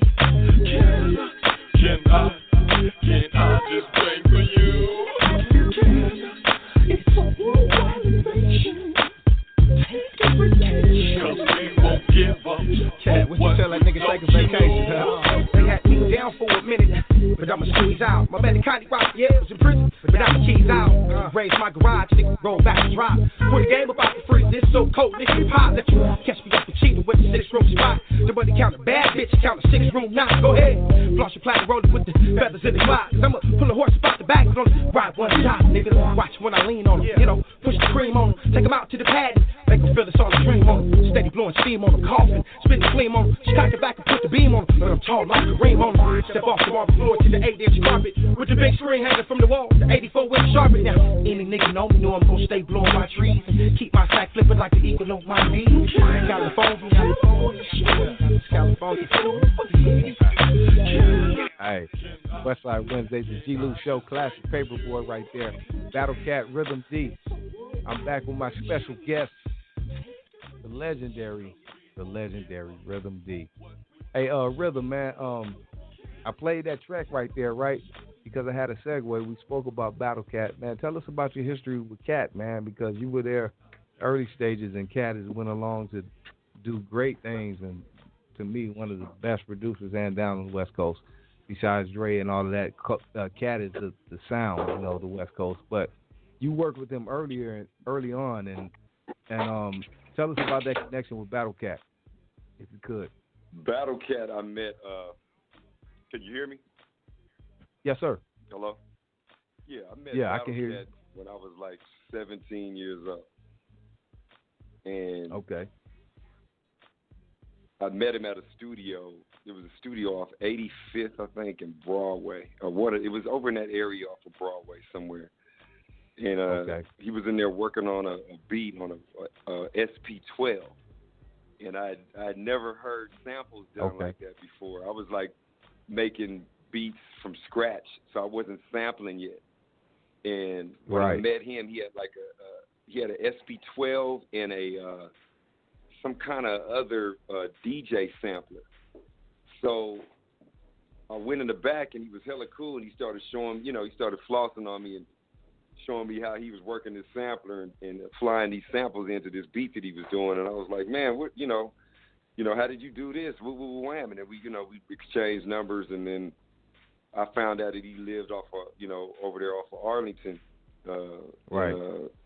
And then I told him I lived in off of 67th and Normandy.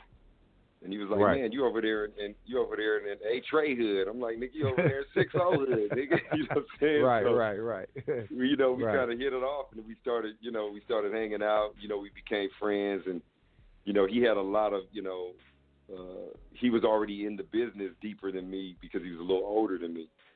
So, right. And then he was with the record crew, and he always had equipment, and he was dealing with a lot of dope boys back then. They was buying him equipment, and he was, he was already doing his thing, and he would let me come over there and work on the SP 1200, and I started learning how to work it, and I'd go over to his mom's house, and he had the studio in the back, and we would just sit there all day, and I'd sample records, and he would be like, nah, nigga, that's whack, do this, and I'd start making another beat, and then he was like, yeah, that's it, and it was just, he was like my right. big bro, you know what I'm saying? Right. So, from there on, I just, I started meeting my own people, and they started buying me equipment. I started signing management contracts with people that wasn't really good managers, and you as a producer, you had to do whatever you had to do to get some gear. That shit was like right. $4,500 and $12,000 back then. It wasn't no VST instruments or nothing like that. It was right. It was a whole lot of money to even create music, So we just became, that's like my friend, you know what I mean? So we saw each other's grind in coming up, you know what I mean? Like, we were both raised different, but we both had moms that loved us, and we both have had tragedy happen because of gang violence, and we just became real close as brothers, and really respected each other's ways of creating hip hop. You know what I mean? Right. So it was just like, hey, I wanted to ask you, similar to Battle Cat, like you said, the same ways, raised the same. He over there in 60 Hood, you in A Trey Hood. How were you able to escape the the gang thing that was taking on full, that was in full swing at that time? I'm sure you did your beats and did your thing, but how were you able to escape that? Because I'm sure it was like a tug of war, even within yourself at that time. Well, most of the gangsters was older than us. The real OGs, they was like older dudes, and they had went through, so much from being in and out of the pen and just, craziness. By the time, we was old enough to even consider that, it was really bad in the 80s. You know what I mean? Like late 80s, early 90s, it started getting way out. But, music is really what kept us from getting killed. I could have been out there doing a lot of silly stuff, but I didn't really care. If it didn't have a check behind it. You know what I mean? It was like, wow. Right. I cared more about music, and I think Cat did too. So music, like, kind of like occupied pretty much most of my time. And then when you're walking down the street, and you're becoming Rhythm D or Battle Cat or anybody, Quick, or, a lot of these dudes, they feel like brothers to you, even though they out doing crimes and killing people and shooting and beating niggas up and all that type of thing. They kind of know this nigga not really with that. He gonna fight you. And there's a difference between a tough man and a gangbanger. Just because you claim a set, you could be a sucker and claim a set. Right. I come from being a tough man. My daddy was a tough man. I'm a tough guy. So I'm not going to let you punk me and none of that. I'm going to beat your motherfucking ass. And so we just going to be fighting. So it never really affected me on that end. You know what I mean? I would consider myself a blip, really, because I got Bloods and Crips that's good friends of mine. And it really, all this shit really don't really make no sense once you get older and find out that the real enemy is not your brother. You know what I mean? Most of us was fighting and didn't even know why. Nigga, why am I killing you? I don't know, for some shit that happened. Then they go to the pen and be best friends. Right. Yeah, that's what you find out. And then when you get in the pen, you already know that it's all of us against them. Politics. We were kind of protected on the end of like, leave them niggas alone. They not with that shit. And just like an athlete, you know what I'm saying? It's like it don't be no different than Boys in the Hood. That them stories be pretty much true. You know what I mean? Niggas know that if you with it, and then they know if you're not fucking with it or not. You know what I mean? They'll test you. Right. But at the end of the day, they all my brothers. You know what I mean? And they the ones that chose to go out and gangbang while me and this niggas in there we becoming hip hop producers. So it's just like any nigga from the Bronx and any city that's done blew up. We've had we all know each other and we all have respect for what each other has done. You know what I mean? So right. We just gang life is just our life. It's just what we grew up in. So right. And let me add to this, D.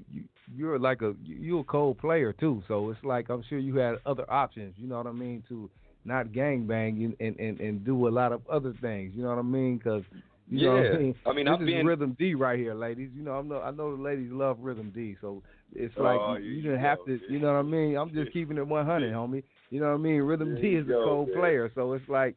I'm sure he had other options. You know what I mean? He had to be over there gangbanging. I can go over here to Hollywood and all these other places and do what I do. You know what I'm saying? So shout out to Rhythm. I was well versed in a lot of things. My parents introduced me to a whole lot of other stuff. You know what I mean? I went to Sarah High School, bro. You know what I mean? So I traveled and left to go to a different school that had to do with sports and. Me and Montel Jordan kind of brought music to Sarah. You know what I'm saying? So it was like,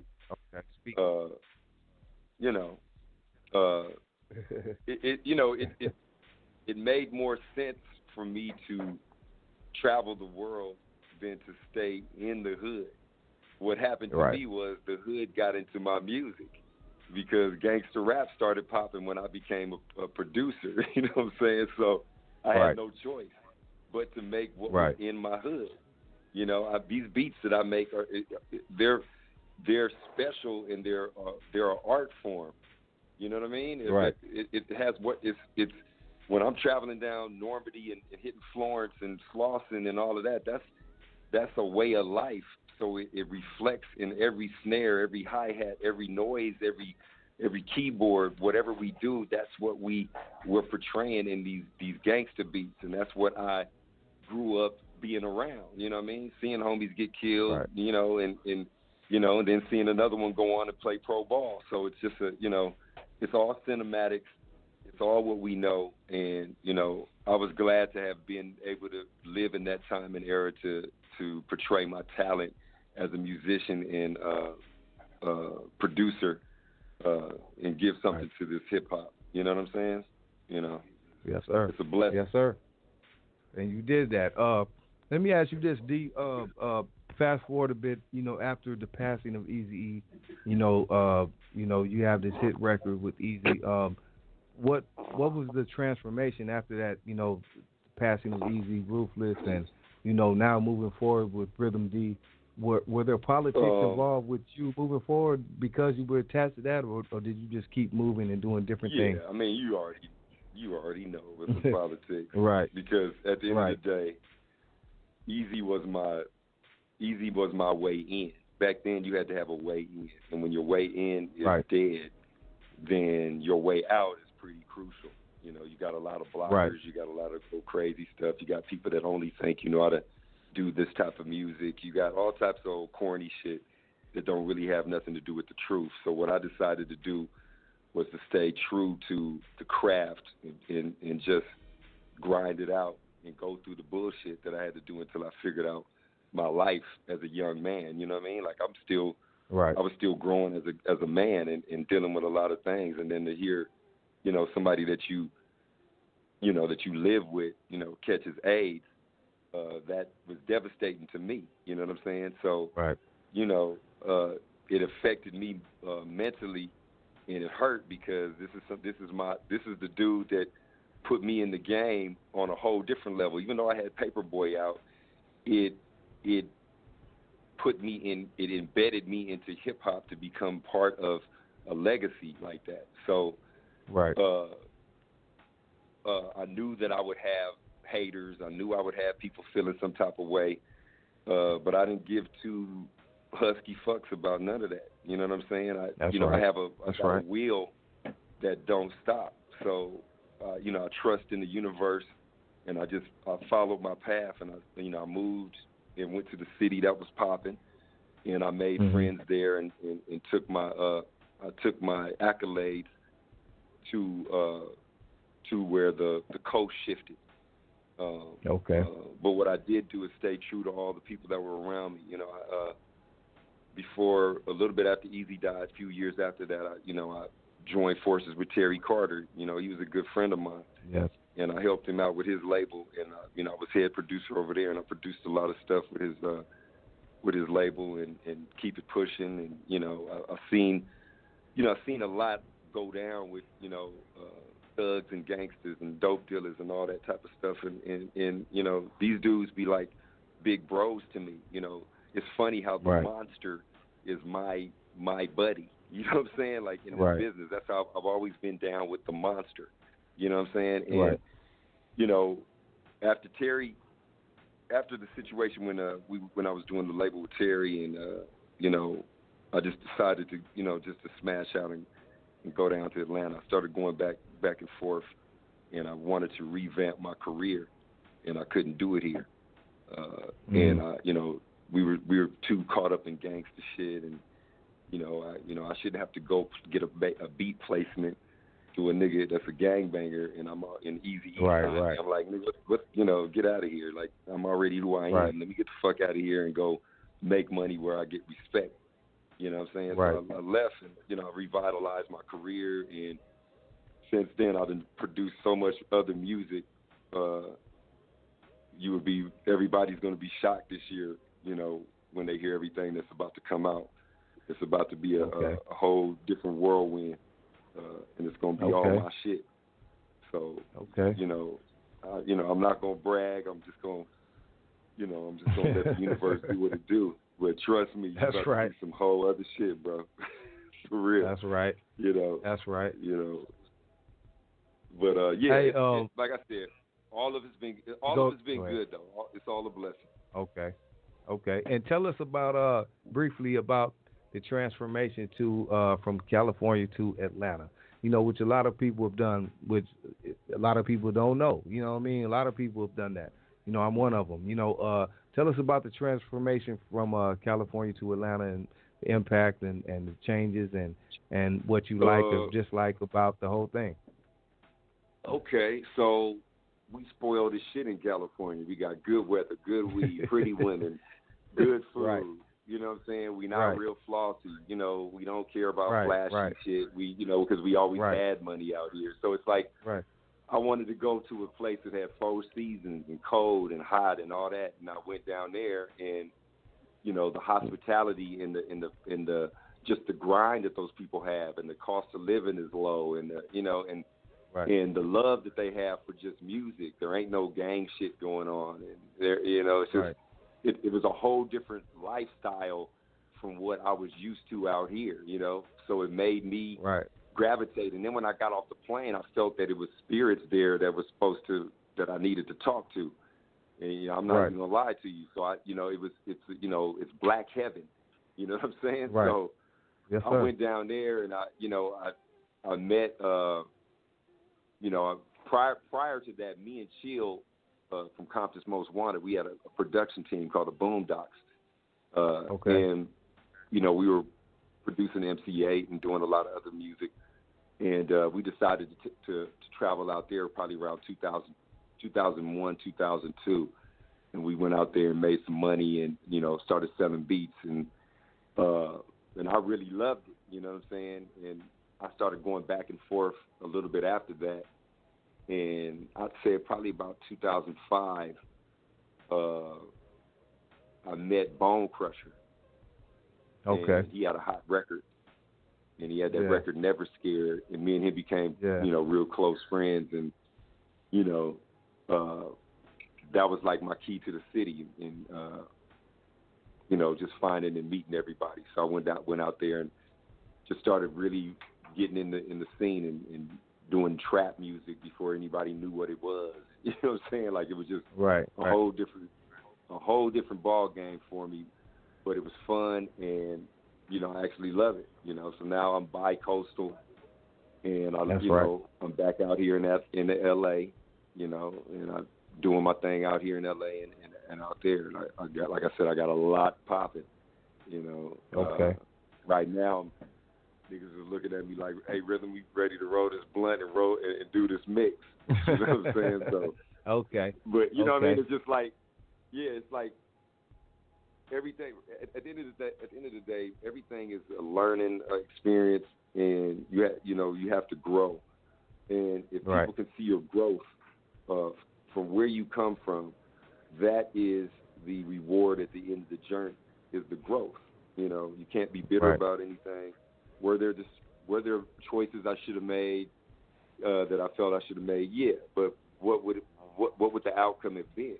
So I think everything I've been through has made me be who I am right now in this day and age for me to be who I am now. You know what I mean? It molded me into this person. So, you know. Okay.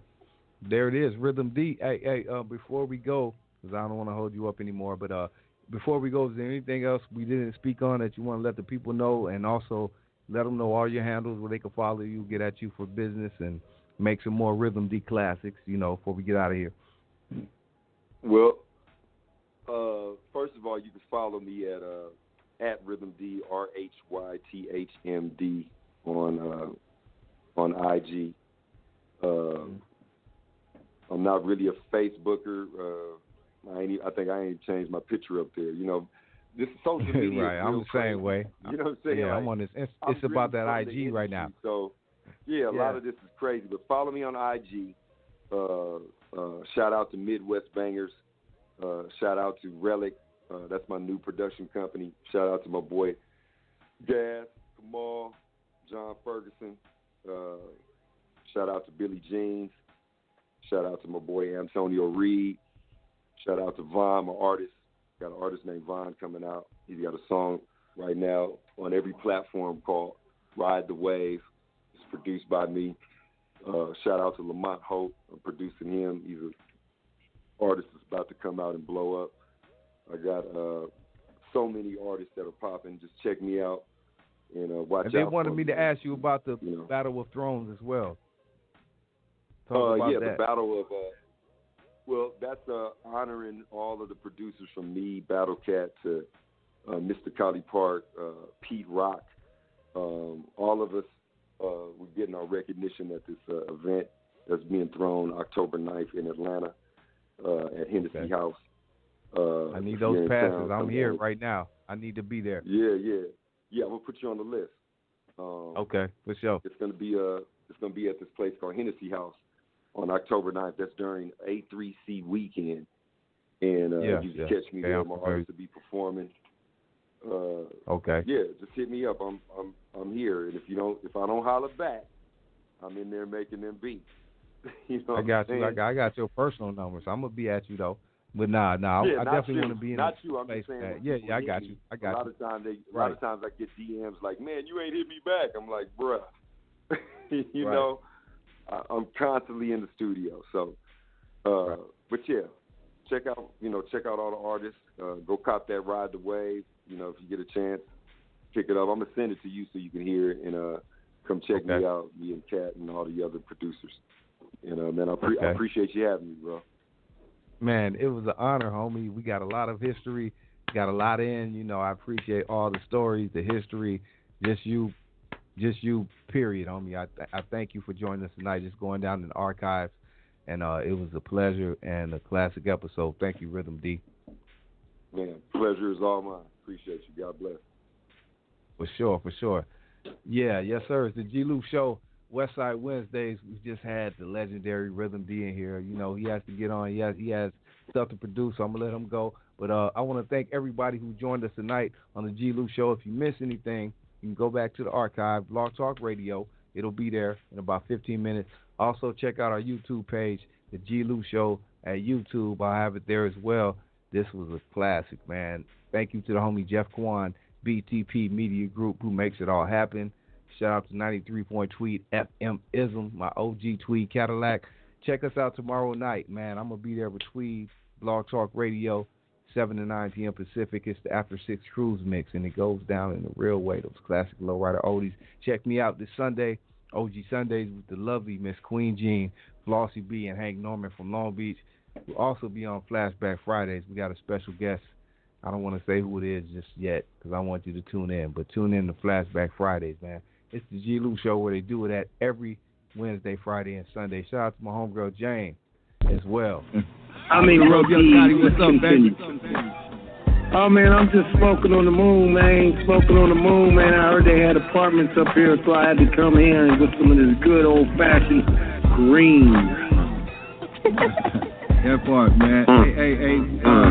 Hey, we just want to salute to you, man, and all you've done, man, for the culture and everything, man. It's an honor to have you, right here on the phone with us right now. Much love to you, Corrupt, young Gotti.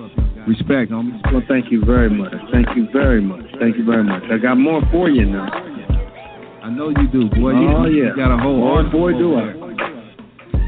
Oh, boy, do I. What could we expect next, Corrupt, man? What we got coming up, man? Got that new Dog Pound album, me and Daz and Snoopy. I got that new Corrupt solo album that Fred Records produces and Daz, Dr. Dre on it as well, Pete Rock. You know what I'm saying? I'm hitting them with these moon rocks. I'm hitting them with this film. I mean, I'm all over the place right now. Hey, I know it, man. Also, I want to congratulate you on the moon rocks, man. You know, coming into that game and taking it to a whole nother level. That's the top of that's the top shelf right there, moon rocks, man. You did that, homie. And congratulations on that.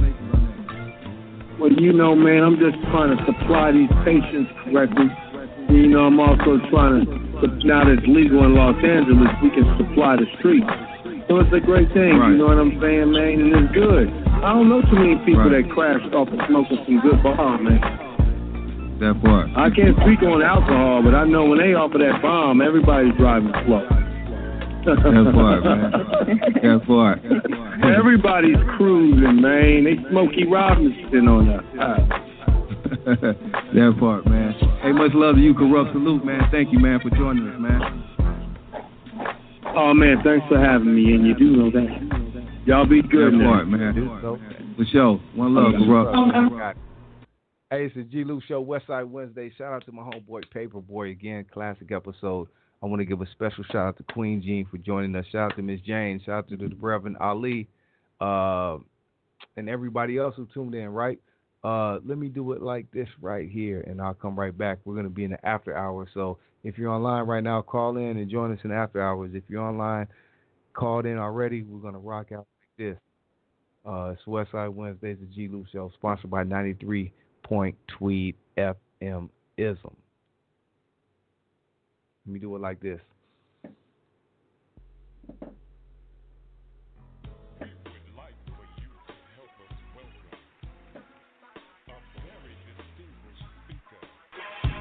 Hails from the DPG.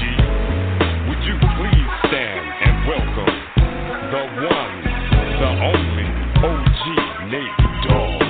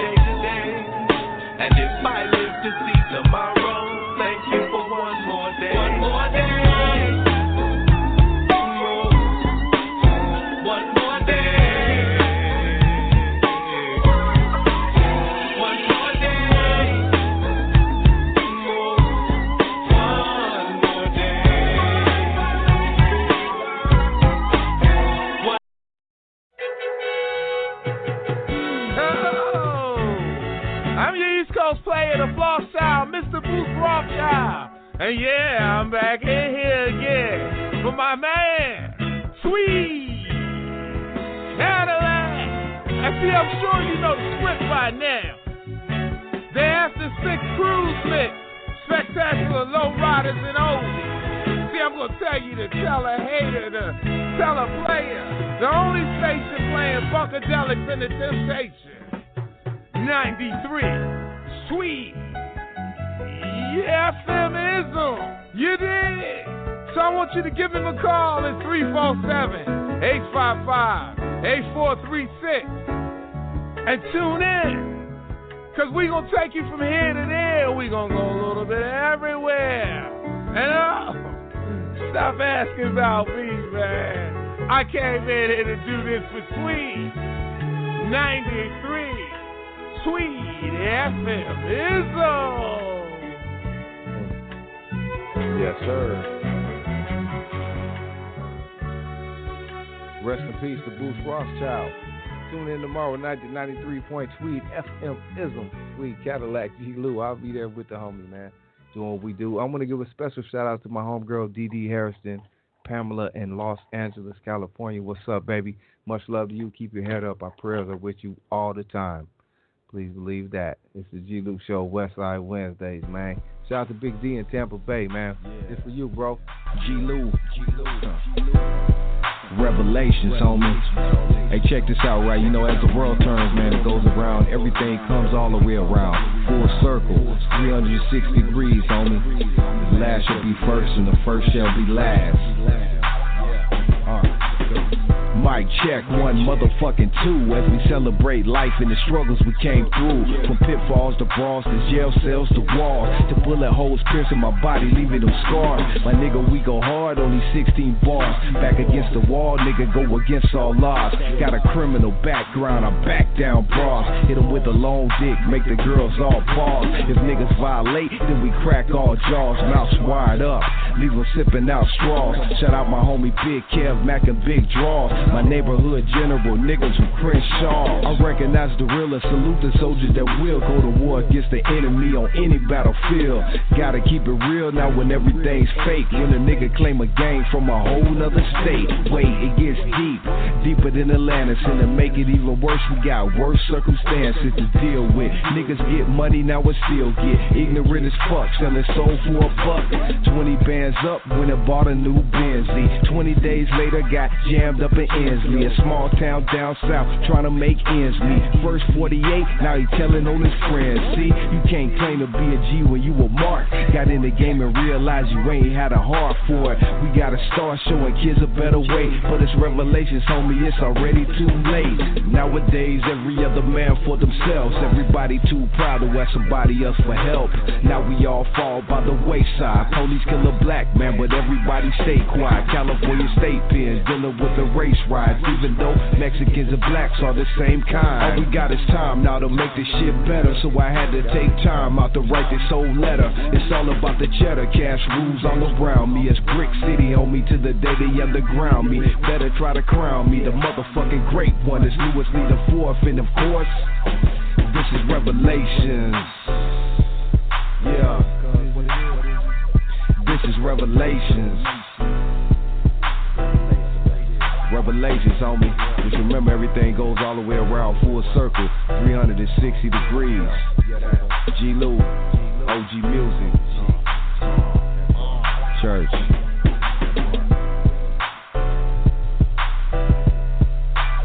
Let the beat ride it out, homie.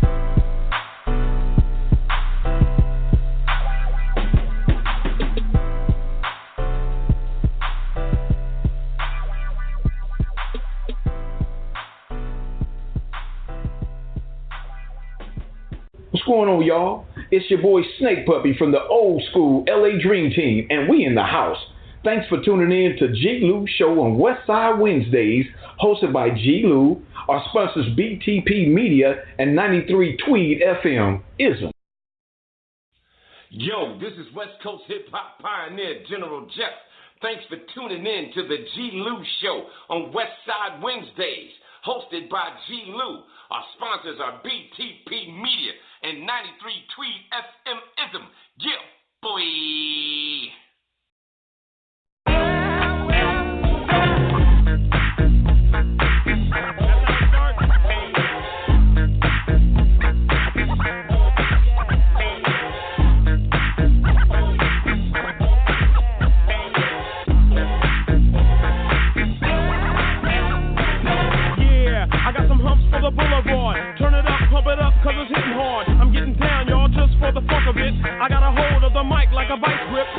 vision, but it's different than Mariah's. I wanna hear you pumping them pile drivers, no matter what kind of speakers you got.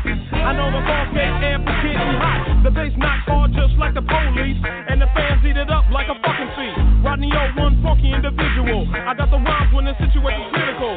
Yeah, the BLBD. Turn up the BOLUME. Hunt for the motherfucking boulevard. We broke your ass off a funky beat made just for the car. It don't matter if your sound system stops, bro. Still turn me up and let down your windows. I'm pushing now, Pine and 650 Fosgate. I like my shit loud too, I get a headache. Don't front, we know you like it sounds loud, G. And our shit ain't made for no 6 Got the 6 feet, I know you've been waiting for. So just be careful, cause it might crack your window. So when you're rolling G in your funky fresh car, don't forget to play the humps for the boulevard. Yeah, we got the humps for the boulevard. Turn it up, pump it up, cause it's hitting hard. Yeah, we got the humps for the boulevard. Turn it up, pump it up, cause it's hitting hard.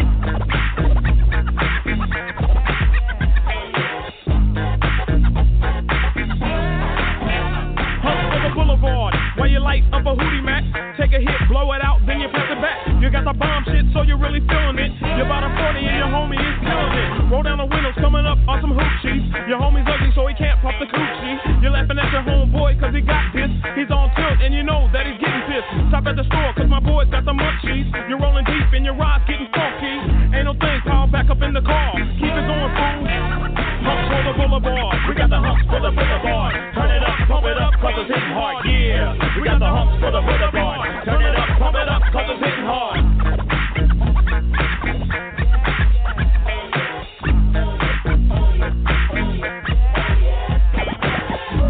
Yeah, what's up? This is Johnny Z, producer from N2D. You're tuned into the G-Lew Show on Westside Wednesdays. Wow.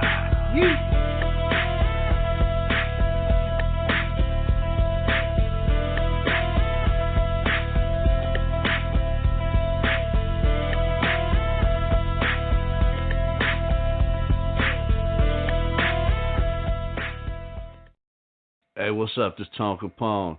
Every Wednesday night, I'm rocking with the G-Lew Show, Bay Area's finest.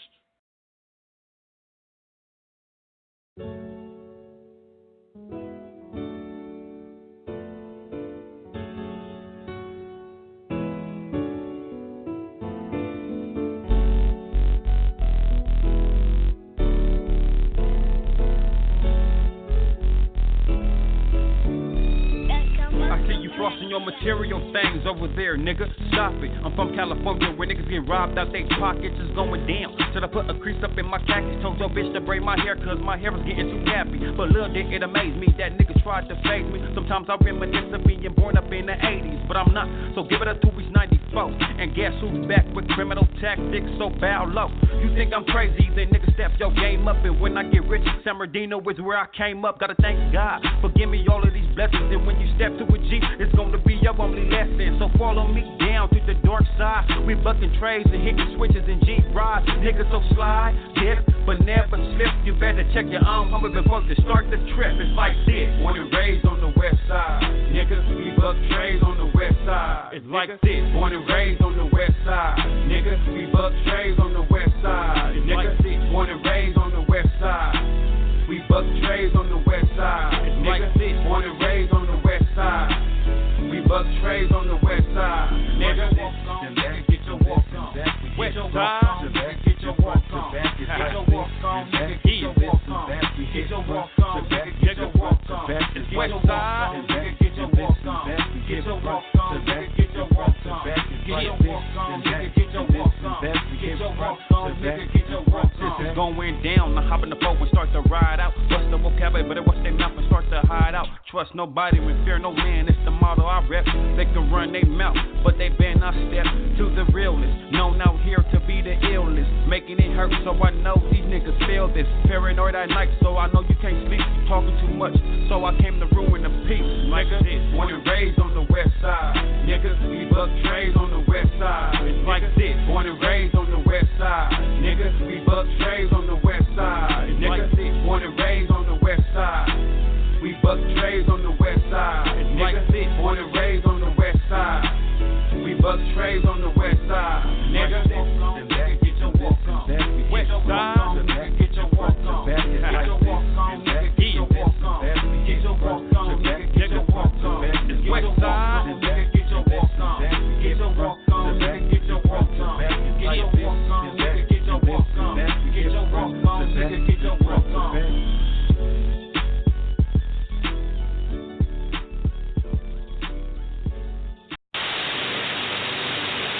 the motherfucking moment of silence for this small chronic break. Video for the OMG fam, you know what I mean? It's OMG like that. All the people that y'all back, G-Lew, you roll it. You know what I'm saying? Like showing your love. What do, so how we do it. OMG.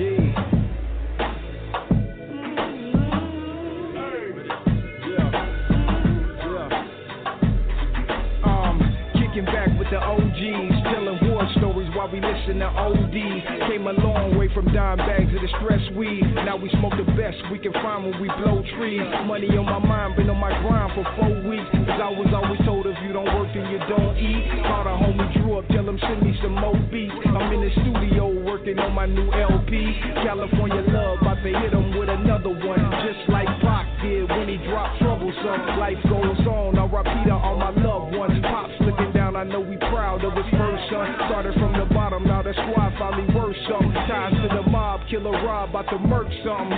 Yeah, I'm a G now, something like the letter, man. Fully bossed up, all I'm missing is the cheddar, man. Keep God first, everything else is secondary. Family over everything, cause loyalty is necessary. I'm legendary, going down in history. Realest wanna do it in this motherfucking century. When they mention me, boy, they mention in the greatest. So when you get the message, homie, you can go relay this.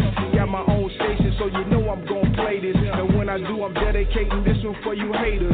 Homie, I'm a leader, let you other dudes follow. OMG's a label, getting money is the motto. And if you don't like it, you can take a dick and swallow. Rocky Balboa, knocking niggas like Apollo. Acting like bras, trying to be the top model. You need to find God and get a fucking role model. Can't play me, you're better off playing lotto. First runner up, get a grand prize hollow. I'ma tell the truth, most of y'all fabricated. I'm climbing up the ladder to success, y'all hate it. Hoping I don't make it and praying on my downfall. As long as I got God, I can never be stopped, dog. High up in the clouds while I'm creeping through the fall. Point guard of the team, I'm just waiting on the ball. I'm the top dog now, something like Snoopy. Story of my life, y'all niggas watch the movie. Yeah.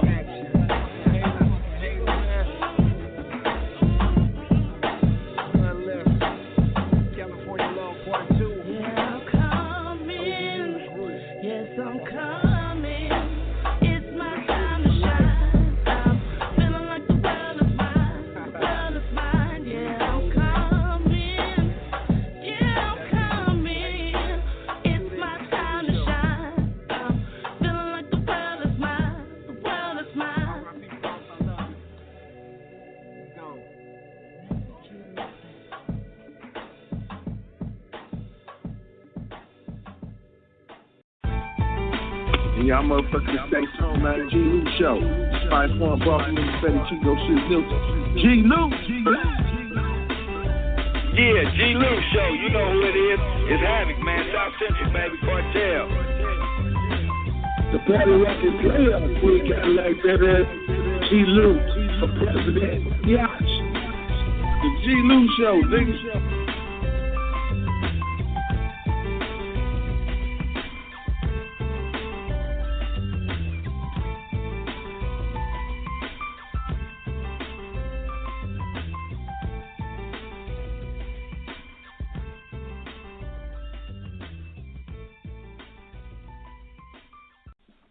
It's Westside Wednesdays, the G-Lew Show, bitch. OG music.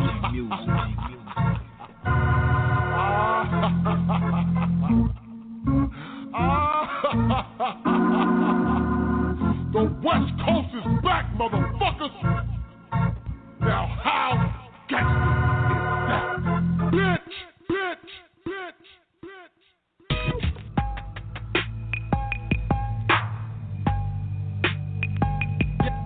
Young niggas at the pad throwing up gang signs. Here's a little something about a nigga like me. Roll up the gas and it's down the avenue. I'm a player, bitch. I thought you knew. You wanna sweep a nigga like me up to the roof? Can't say the real nigga for South Beach. Be a versatile P.I.M. Can't say the real nigga for South Beach. These motherfuckers down in the street. America's running 3 8 but you don't know me. I reckon can't tell ya. You motherfuckers know who run the streets with that hardcore hip-hop rap shit. Now I'm scared to pull the trigger on a punk ass nigga. Then I play my old shit, it went something like this. I keep my hand on the gun, cause they got me on the run. Just recognize the real way the gangsters ride. You never heard of a more wicked nigga? You wanna know what it means? Definition. Just all the way around, nigga, I get respect. We fuck a rider, two rider. Don't put the two on the two, don't never perpetrate. It doesn't make a difference, cause it's about who's the quickest on the draw to end all existence. The gangster Mac, the pick, the hustler. Who keep on coming while we running for your Jews? Steady gunning, steady gunning. I'm coming at them, smacking them, steady cracking them. Steady cracking them. Better stop the dead, cause it gets kinda weak. Yeah, cause you can walk the plank if it's seeming for my back. Got power, just now or never, more than ever. Pimpin' hoes and clacking a grip like my name was Dolomite. Definition, street player, you know who I mean, I roll. The Westside Wednesdays radio show, Blog Talk Radio, OG Music.